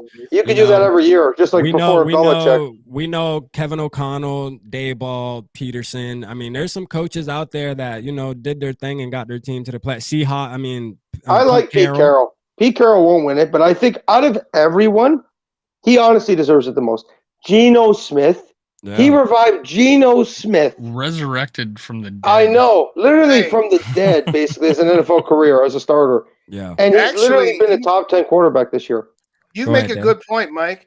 He's brought Geno Smith to the point where he's a higher ranked quarterback in the playoffs than Kirk Cousins is, according to Dan Orlovsky. According to everybody. Fuck Dan Orlovsky. CBS. Dan Orlovsky's a clown. You know, Justin, I'm glad you brought it up. Did you see the one I did? Yeah, I did. I do it every time when Dan Orlovsky says anything. I just post that GIF of him running in the back of the end zone seconds after the ref already blew the whistle for the safety. Like, bro, what are you doing? Yeah. Y'all didn't see that. Go to my channel. And I called the guy. I don't know. You remember the movie Necessary Roughness? Y'all remember that one or no? Yeah. That one I didn't watch, no. Okay, well, he reminds me of that backup quarterback where he takes the snap and he runs right at the referee and say, blow the whistle, please, before I kick you. He said, that's Dan Orlovsky running away. Well, it was Jared Allen running after him. I don't blame him for being afraid. That's kind of my point. The referee's already signal safety. And he's still looking to try to throw it back. So do y'all think Kirk Cousins needs to look KJ Osborne's way more this Sunday? Like, do y'all think KJ Osborne should be getting a lot more looks now since he's had a couple good games, kind of stacked a couple games, within the last, 3 weeks or whatever? He's had, his last 4 games has been pretty tight. I will say this, like we talked about earlier, Jefferson and Hawkinson tore him up. So you know that they're going to try to adjust their game plan to that. Yeah. What I was saying earlier about Irv Smith, I don't think he's going to have a spectacular game. But the question on the table, I thought you said, was who's going to be an impact player. So that's where I went with Irv. But yes, outside of Jefferson and Hawkinson, everybody else only caught 9 passes in that first game. 9. That's between Thielen, Osborne, Cook. Everybody else only caught 9 passes. We all love seeing Jefferson and Hawkinson having big games like that. But if you're going to be in the playoffs, you got to spread the ball around. Yeah. So yes, he absolutely should be. I gotta say this, Day. You said that you think KJ is going to be wide receiver 2, all of it, or you think he can be wide receiver 2, right? Is that how you I'm saying right now on this team, he should. Okay, red zone, Adam Thielen should be number 2 because red zone is his deal. Third down, if for some reason it's third and short and you only got 2 wide receivers out there, it should be Adam Thielen. But outside of that, if you're running a 2 wide receiver, 2 tight end set and it's at the 35-yard line, it should be JJ and KJ. So what I'm saying is KJ should be the number 2 except for those key situations, third downs or in the red zone. Now, whether he can be a number 2 sustainably, for a whole season, I don't know that as of yet. Yeah. But I'm saying for right now, Adam Thielen does not deserve to be a sacred cow that says you are definitely the number 2 wide receiver in all situations. That's what I'm saying. Yeah. Can I say something quick to jump in on this? I'm with you, Justin. I've said this for weeks. You know that. Mm-hmm. We can't just hand people spots because of their cap and what they've done in the past. This is the postseason. As Rapp has said multiple times, it is win or go home. Yeah. I'm sorry. KJ Osborne on this team and this team alone, not talking about the future because that's a completely different kettle of fish. Right. But for this team, he is wide receiver 2, and it's not close. Adam Thielen down the stretch, guys, has been brutal. And I think it's probably because he's probably somewhat injured because, of course, he is. His body's taken a beating the last few years. I'm shocked he's played every game. Right. Because there's times where he goes down, lays down, you think, okay, well, he's probably done. It's very unfortunate, and somehow he plays through it. But no, KJ's our only chance. But my thing is this, man. I think y'all being a little hard on our boy Thielen, man. You know what I mean? It's the truth, though. He's KJ showed up. KJ has showed up in week 16 of a 18-week season, and now we're trying to sit here and think that he deserves all this praise. I don't know if I agree. I'm just saying. I'm not. Because what happened between week 1 through 14? Where you been? We had the game winner in Detroit against Detroit. I was going to say week 3, he was pretty good. Yeah, he had the big game against Chicago too. I'm not. This is the thing, Rapp, where you're getting me wrong. It's a low bar. Adam Thielen has played 3 wide and has 700 yards as the wide receiver 2 in a 3 wide set. That's bad. I'm That's dying what on the this- Thielen. I think I'm just gonna die on the Thielen hill. Y'all see it behind me, man. Come on, man. Yeah, I'm I know. dying on the Thielen hill. He I just have doesn't have actually- the speed anymore. He I does not actually have have a the speed at all. picture too. I have a picture of Adam Thielen. Look, Yeah. I like I don't Adam have the Thielen, heart. but- I don't have the heart yet, man, to say Adam Thielen garbage, man. I can't do it. Oh, don't nobody's think- saying garbage. no, we just saying he's past his prime. It just is what it is. He is. I gotta agree with you guys. I do have to agree. I mean, there was this one play in week 1, and it was against Green Bay. He caught the ball at like the 10-yard line, and he circled all the way back to the 17 to try to get his speed up. I hate and when he this is- does that. I hate when he That's does because he doesn't Because he have the used to be speed able anymore. to. Right. He used to be able to do it. I remember, but he can't now, and he still thinks he can, and then he loses us 5 yards. Yeah. Uh, But I think What he's do you gonna have think, a big Dave? game in the playoffs. Oh, What do you I think, was Dave? talking about that earlier with my guest on, as I had talked about that same play, and Justin Jefferson was like pointing to the end zone, like, go that way, stop running this way, go that way. Yeah. It was hilarious. I think doing the Greg I Coleman think thing, Thielen Dave? gonna have a big game Sunday, man. I hope so. And by the way, Rob, if Dylan Cook goes for 200 yards and 2 touchdowns, I'll be over the moon. All I right, won't let's tweet go. about it, though. I'm a man of my word. You said not to tweet about it. I won't tweet about it. But in all seriousness, You I put it in want the to group see them chat, win. though. Yeah. Yeah, we'll meet in the group chat. We'll But definitely as meet in long, the if group this team goes all the way, I don't care if it's Johnny Munn catching the game-winning touchdown. It doesn't matter to me. He could be brought. It could be Oli Udo for all I care. If they threw a cheeky play in the red zone where they throw to a lineman, I don't care how we win games. You win in the postseason, you win. Yeah, that's a fact, man. Like postseason, like these, that's the thing. This is when it battle-tested. matters. We're battle tested throughout the season with these one possession games, these one score games that we're winning and that we're 11-0 in. This is when it matters, and this is when all other teams wish that they were 11-0 in one score games. And but it's crazy that the media doesn't look at it like that. You know what I mean? Us as Vikings fans and the Vikings players in that locker room, they look at it like that.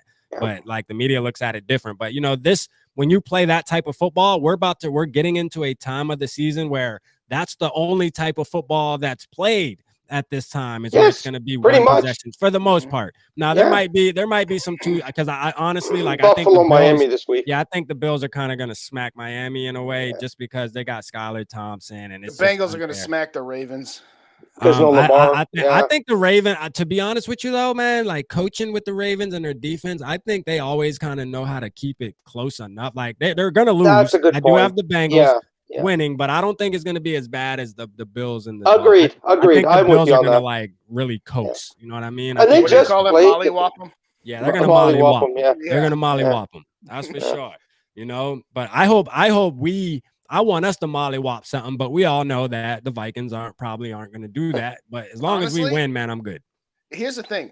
I don't want them to mollywop the Giants. I just want them to beat the Giants comfortably because I want to save the mollywop and I want to save the bigger scorings for if we have to go to San Francisco. We're going to need the offense to. Here's the thing for the rest of the playoffs. The offense is going to need to carry this team. You know, they haven't always carried this team enough, and we've gotten away with it because the defense has managed to overachieve.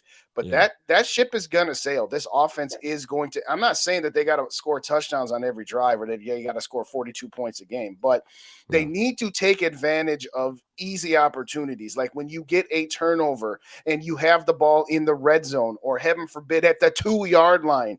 All right. You get a turnover inside the red zone. If you kick a field goal, that's a failed drive on your offense, and that's a win for the opposing defense. That's where this offense has to be able to situationally say, this is where we need to take advantage of certain things. And sometimes they have, sometimes they haven't. I was listening to Purple Insider with Matthew Collar today, and he was just like, I know that Kevin O'Connell, if he wins a toss, he's going to defer because he wants to do the 2-for-1 at the end of the half and the start of the third quarter. If I win that toss, I'm taking the ball because this Vikings offense goes 3 and out every time they got the ball to start the second half, dang near. So you lose the advantage of the 2-for-1 when your offense has gone 3 and out, 7 out of the 9 times you got the ball to start the second half. So I guess what I'm saying offensively, you got to be on point. You got to be on point from here on out. I don't want to upset Dave or any other Cousins fan, but I need to say this because it does got to get on my chest just in time. Kirk Cousins, for the love of God, can you please stop with all the 3 and outs? For the love of God, especially when it's so avoidable, please. I beg.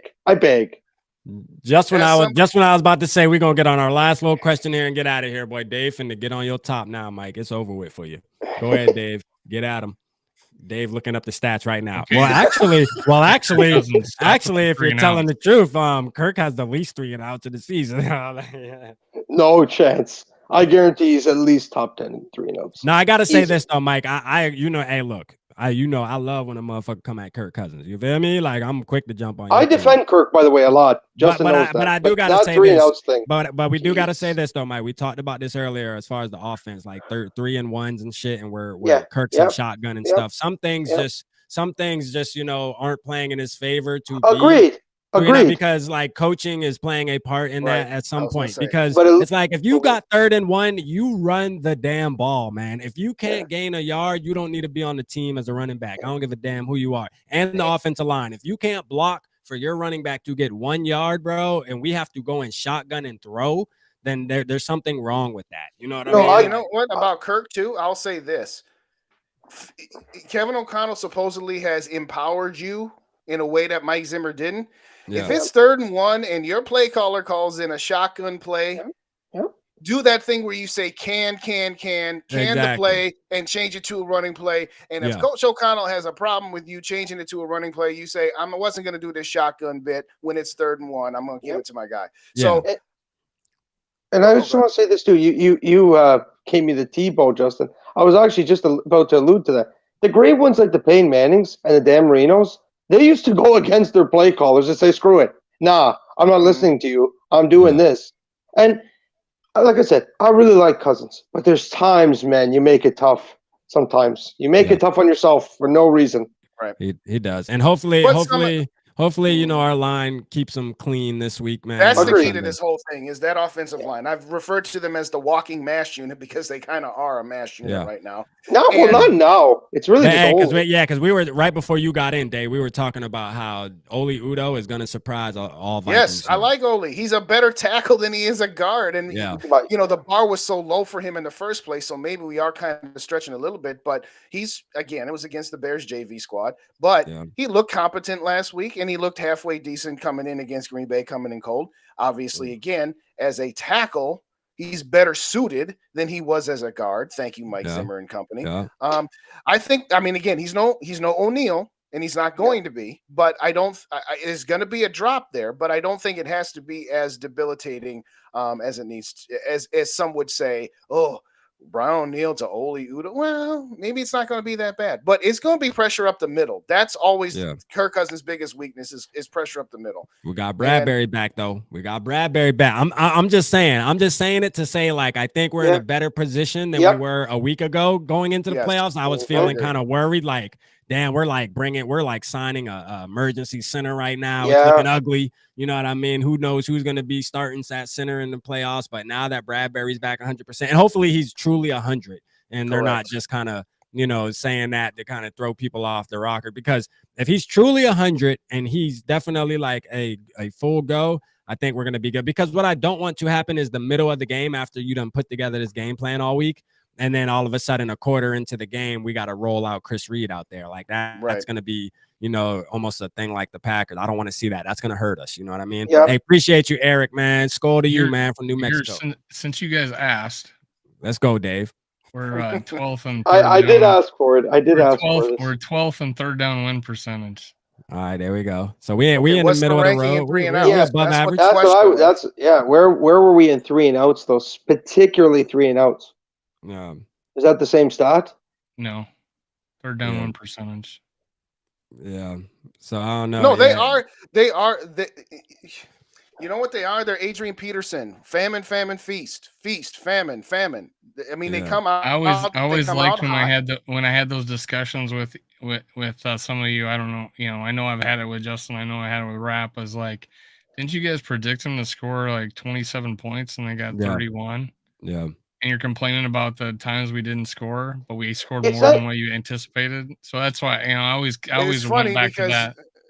The weeks that you brought that up to me, I think it was the Detroit week, and I said that they would win by 10, and they ultimately lost by 11. And some of the spread was to the offense, and some of the spread was to the defense. Yeah. In that particular game, the offense had less than what I anticipated. A little bit more than what Wow, he's skipping up. I disagree with this is what I was expecting. That's because nobody. That's because StreamYard didn't want anybody to hear him. Oh, okay. Hey, shout out Isaiah, man. You were Isaiah breaking said up, he we gonna couldn't be hear at ya. the game. He said he gonna be at Yeah, the game, ain't man. that Appreciate funny? you, man. Be loud, my guy. Yes. Be loud, my guy. You got to get loud. Be loud, very Listen, loud. anybody Isaiah. in the chat that's gonna be at the game, man, be loud, man. Louder than If you you're ever going to been. that game, rule number one You is you crank never up. sit down. You never sit down except when it's kickoff time. You know, Crank up for commercial- R.A. Peasy, man. Hey, I want y'all, hey, listen, if y'all are going to be at the game, man, if y'all can take videos, man, and send them to my email post game, man, for show, we can rep. You feel me? So y'all make sure I take little selfies doing the SKOL chant, doing whatever, man. I want to see my peoples at the game having a good ass time, man. You know what I'm saying? Tell that center that we can be, that Minnesota Nice can be. Tell loud. that, hey, take that center's G-string and just pop it right in between his ass crack. Hey, look, gentlemen, the cream always rises to the top. Time to put up or shut up. Come on, man. You're exactly right, Pablo. That's a fact, man. It is time. You either put up or you shut up. We're not trying to hear no excuses. That's why we paid Kirk. This is what we paid him for. Wasn't to win regular season games. Agree. You know, I feel like, listen, at the end of the day, we can make excuses, say the line didn't block, the wide receivers were dropping pat, whatever the case may be. At the end of the day, Kirk, you're the franchise guy, and guess what? Just like every other quarterback that's playing in the playoffs, if their team loses, the quarterback's going to take the brunt of it, regardless. That's just how it is, man. That's why you get paid the big bucks, man. You're like the manager on the field. You feel me? It's just like Dak Prescott. There's been plenty of times where the Cowboys have fallen short, and Dak's taken way more heat than he deserves. I said this in my video, man. That's the reason why the warehouse workers don't get paid as much as the general managers, man. There's a reason for that, right? You are valuable. You getting paid the big money, and we expect you to be able to overcome adversity, and it's going to be on you, Kirk. It just is what it is, man. Regardless if you want the pressure or not, it's coming. But I think he's going to handle it. I have nothing but confidence in him, bro. I think he's going to ball out on Sunday. I really do. Like, I think we're going to be doing SKOL Live after that game, and I'm making Kirk the damn thumbnail because I think he's going to fucking just shut everybody up. And I can't wait till he does, bro. Like, I can't wait. That's a fact, bro. I want him to make Stephen A. Smith, Dan Orlowski, all them motherfuckers. I want him to make them boys look so stupid, bro. Like, Colin has given him credit. To be fair, Colin has given him credit. I'll give him. My boy got to put the chains on. My boy got to put the chain. I know it's a home game, but he got to put the chains on if he ball out. Come on, man. Come on, do it for us, Kirko. Bring out the girls. I want to see that. I've been waiting for that for weeks since Thanksgiving. Please, I want to see what that. I mean, I want to see him at the post conference with a mink on. I mean, let's do it, man. Wear the chains with no shirt. Could you imagine? His wife probably won't let him do it though. I feel like his wife. Yeah, I feel like his wife's kind of like strict on him a little bit. His wife picked out that Vikings blazer that he wore that time. Yeah, but I'm talking about like I want to see like Joe Burrow type bot, like no like, chance. Come out in the mink coat with no shirt on underneath with the chains on or something. You know what I mean? Like fire. Jesse the Body Ventura. Yeah, or like Conor McGregor. Conor McGregor type style, man. You know what I'm saying? That'll be fire. But you never know. Hey, they got some tricks up their sleeve, man. We'll see, man. You know what I mean? We'll see what happens. But yeah, man, we about to get out of here though, man. We had a great show, man. Dave, we appreciate you coming back in and tapping in with us, man. We had a bunch of people watching today, man. Hey, Mike, first time on Purple Pocket Podcast, man. I hope it was good for you. You know what I'm saying? Isaiah, man, I know you had some questions, man, but we've been on 2 hours. You know what I mean? Just make sure you tap in, man. Make sure you subscribe to Purple Pocket, what you're watching it on now, Minnesota Sports Talk, Purple and Gold for days, and also the Purple Code, because that's where you'll see all these faces, man. We always do shows over there, but we all got our personal shit going on too. So, we appreciate everybody in the chat, man. We love y'all, man. Just remember, man, purple over everything, man. SKOL side or no side, man. F the New York G-strings, man. Before we go, man, drop your favorite color G-strings in the chat, man. Whatever color you like your wife wearing, whatever color you like your girl wearing, or anything in between, man. Y'all drop your G-string colors in the chat, man. You know what I'm saying? Because that's what we playing. Them boy garbage, you know what I mean? And listen, it's going to be a hell of a weekend. Now, fellas, we're going to do SKOL Live on Sunday after the game. I'm going to stream the game. I'm going to try to stream the game. I'm going to try something new and just stream the game and let the people see my emotions up and down. Hopefully they're all on a high, but I'm sure the Vikings will put me down in the dump for a little while. And you know what I'm saying? I'm gonna see what's up. But SKOL Live, if y'all want to tap in, y'all already know the deal, man. We can do this. I like this panel right here. We had a good ass show, man. So you know what I mean? Y'all more than welcome, man. Anything y'all want to tell the people before we get out of here? We'll start with you, Dave. Go ahead. Oh man, I appreciate it. Thanks for watching. I put out a few shows that were pretty entertaining, like that guy won the getting the tickets to the game, and Delta picking him out of just nobody and sending him to the playoff game. So go check that out. Minnesota Sports Talk. It's an awesome story. Guy just is having a baby. They just announced it recently, and then he goes wins and tickets. And the funny thing is he Nice. met his wife on Tinder. So I told him he won the lottery twice. He swiped right. And found love of his life, and then sure enough, he wins, gets tickets out of the blue. Delta just picks him. You know, it was pretty awesome. You should do a lottery ticket. I know. I said, "What are you gonna do next, man? You know, like, what are you gonna try next?" Yeah. So what you got, Mike, man? What you want to tell the people before we get up out of here, man? Give them some words of encouragement for the purple, man. Do not stroke the New York G strings in here tonight. Now, come on, now you did good all show, man. Don't mess it up. I'm not gonna say anything positive about the Giants. Don't worry. No, if you guys have Twitter, give me a follow at Mike Castellano. It'd be much appreciated. I do. King of Twitter Spaces, Vikings. Yeah, yes. Shout out to Mike too, man. Chat. He does Twitter Spaces, and he be having that thing rocking, man. That's definitely like his space. That's his space for sure. Hey, go ahead. I got nothing on you two. I joined once, like 4 months ago, but I never see it in time to jump on. I'm always doing something every time. I do send invites, but maybe I should. I gotta get you guys on. I don't have notifications on my Twitter. I'll jump on. I'll jump on Sunday. Usually you do it like pre-game too, Mike. I'll jump on. I try to go in between Sunday Night Football. Usually that's what I've been doing. So I'll probably try the same thing. If we win, if we lose, I might just be really angry. Might just take it off till Monday. Does Joe show up a lot? Yeah, he likes to show up a lot. Let's just put it that way. And I'm going to say this since we're all Viking fans here. Yeah. For the love of God, the way he talks about Kirk Cousins makes me want to puke. Yeah. It's a team. It's a team. Not one player. It's a team. For the love of God. But anyway. He's a fan of one player. Shout out my What's boy up, Dante, man. East Coast. Hey, East Coast, man. I heard something about you through the grapevine, man. That Dave I read it on you, man. Dave told me that did. you said Daniel Jones is better than Kirk Cousins, man. I thought you was my G, man. I don't like that, man. Now, me and you got to talk about that. I ratted you out. I guess they didn't watch the show. You literally said that on my show. We got to get you back on it. We got to get you back on, man. Shout out Todd said Bradbury is back. I don't know if this might be my father right here. I don't know. It don't show his name though. I don't know. Are you my dad? Is that you? No. You tripping. Here you go. It's talent level. Yes. There you go. Rap, what time? Rap.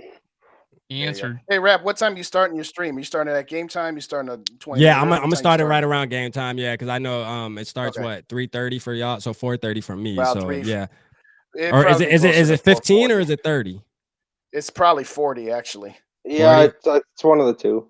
Yeah, I'll probably start like 10 minutes before just to get everybody tapping in and shit. But if y'all want to pop in though, like I'll put the link in our group chat if y'all want to like pop in and out because I'm gonna be on for 3 hours. So anybody, you, Dave, whoever, y'all want to just pop in and out. I'll be commenting. I cannot be on live during a Vikings game. Yeah, I feel you, man. I'm gonna try it, man. I'm just gonna try, but comment. anybody's welcome though. You feel me? Like it's one of those things where anybody welcome. Like if y'all want to sit there 3 hours with me and do it, we can do it. It's just about timing. So I'm definitely gonna let the chat know. Listen, I'm gonna be on a little delay. Okay, I'm not in Minnesota and I'm streaming it. So if you just want to watch it on your own, on your thing, but you also want to get the effects of the entertainment of RAP and whoever else is gonna be on here while we're streaming it. Then just tap in. You know what I'm saying? Just tap in because it's gonna be more of an entertaining thing. I'm gonna actually have it playing on a speaker, so we'll be able to hear the audio as well. So it should be fun, man. I'm gonna try something new. We're gonna rock out. So yeah, I'm liking Todd. Yeah, Todd. What Todd say? 2 touchdowns. Seahawks will be the Niners. Yeah, let's go. I'm liking Todd too, man. Shout out Todd. Oh, but yeah, man. Todd. Anything you want to say? Todd. Anything you want to? Oh, go ahead, real quick. Go ahead. I was going to say, Todd, if you don't already subscribe to Minnesota Sports Talk, please do. If you don't already subscribe to Purple and Gold for Days, please do, as well as the Purple Code. Dave refers to rap as the Malcolm X of the Purple Code, bringing everybody together. Man. MLK. Martin Luther King, man. I know. I'll take Malcolm X. In all seriousness, either one. Yeah, Malcolm, MLK, either one. In all seriousness, no. Check out my channel as well. I dropped just a quick 7-minute video, and I covered all 6 of the games. The first 3 minutes were the other 5, and good the last video 4 were too. the Vikings. Yeah. I appreciate you, boss. And like I said, if you really want some laughter, check me clowning out the clown that is Dan Orlovsky. But in all seriousness, thanks everybody for joining us here because it was just an absolute blast. Like I said, I wish I could have tapped in for the full 2 hours, but hey, I'm just happy to be at the big kid table here. That's a lot about G strings. You didn't miss much. We'll get you in, man. We learned a lot. I heard about every G string that came out of his mouth. We learned a lot about G strings tonight, man. You know what I'm saying? So I can't wait. Hey, listen, we either gonna play San Francisco next week, Dallas, or Tampa Bay. I can't wait to hear which piece of women's underwear he's going to call for next week. Yeah, man. We definitely got a name for them, man. Don't worry, man. We keep all I ask is if we play the Bucks, leave poor Tom Brady alone with the referees. That's all I'm going to say. If we play the Bucks, Tom and his wife are getting slaughtered. I was about to say, there is no shot. No shot. Hey, real quick. So just quickly around the room, who do y'all got in the other games here? Okay. Name them. Jags. Okay. I got. Okay, go ahead. Seattle, San Francisco. Who you got, Dave? San Fran. Rap. I'm going San Fran. Yeah, I'm going. Niners by 30. Okay. Chargers, Jaguars. Dave. Jags. Rap. Jags. Mike. Jags. Without Mike Williams, the Chargers offense stinks. Okay, I don't think we need to say Buffalo. We all know Buffalo. Okay. Cool. Yeah. Who's got Ravens, Bengals, Dave? Bengals. Right. I'm going Bengals too, yeah. Mike. If Lamar played to be close, but he's not playing Bengals. All right. Cowboys, Bucks. Oh, I already know Bucks for you, Mike. I'm going Bucks. I'm going Bucks too. I'm going Bucks too. I think everybody's hating on the Cowboys. All right, what's your final score prediction? What's your final score, Dave, for the Vikings? I had 27-20, but we'd be comfortable. They'd score a late one and make it look closer. Right. Yeah. I'm going for the Vikings. I got 28-24, man. That's just like where my heart's telling me. That was my very first prediction. So Mike, what'd you say? I forgot what you said. Your contest I said 28-20, but you know what? Screw it. Let's be a little bit positive, even if it is a little bit of purple Kool-Aid. 28-17. Let's win by double digits. Wouldn't that be nice? I said 35-21, and I said that it was going to be 35-14 until they get a garbage touchdown at the end. I think that this is the week, and I know we've only been saying that for how many weeks, and dang it, we're going to speak it into existence. But I think this week does feel different, though. It feels different, man. Hey, he said he said he's going to let the defense do his thing. He said he's going to let the vets have control of the defense. So it does feel different. Either way, there's going to be a different result, whether it's good or bad. We're going to see. Man. That's the second thing tonight about the East Coast I can't believe. I can't believe he said Daniel Jones better than Kirk Cousins, and I can't believe that he thinks that his Jags are going to get handled. I know, man. Come on, Daniel Jones. I mean, come on, Dante. I thought you were a Kirk fan, and you thought, come on, You picked the Jags to lose? Oh, man. He says I'm a Jags fan, and they're going to handle us. But hey, y'all smacked them at the beginning of the season. Not without Mike Williams. I watched a lot of Chargers games. Without Mike Williams, they're brutal. My God, they stink. Yeah. I got the Jags winning that, man. That's a fact. I got the Jags winning. Now, when y'all got to go play either the Bengals or the Bills, good luck to you. But as far as playing the Chargers, you know what I mean? I got y'all on that. I mean, it's going from San Diego to Jacksonville, right? It's a home game. Right. Yeah. So, I was Jags all the way. Yeah. I mean, listen, it's going to be a really nice matchup. Those two quarterbacks, first game in the playoffs for both of them, and they're both quarterbacks that have very, very bright futures. I think tomorrow night's game is going to be sensational, but I don't think the Chargers have enough. I just don't. I'm just glad we get to watch some football tomorrow, man, leading up into our game, man. So, hey, again, man, let's go ahead and get up out of here, man. We appreciate everybody, man. I thank all y'all on the panel, man. Appreciate y'all, man. SKOL, side or no side. Holla at your boys.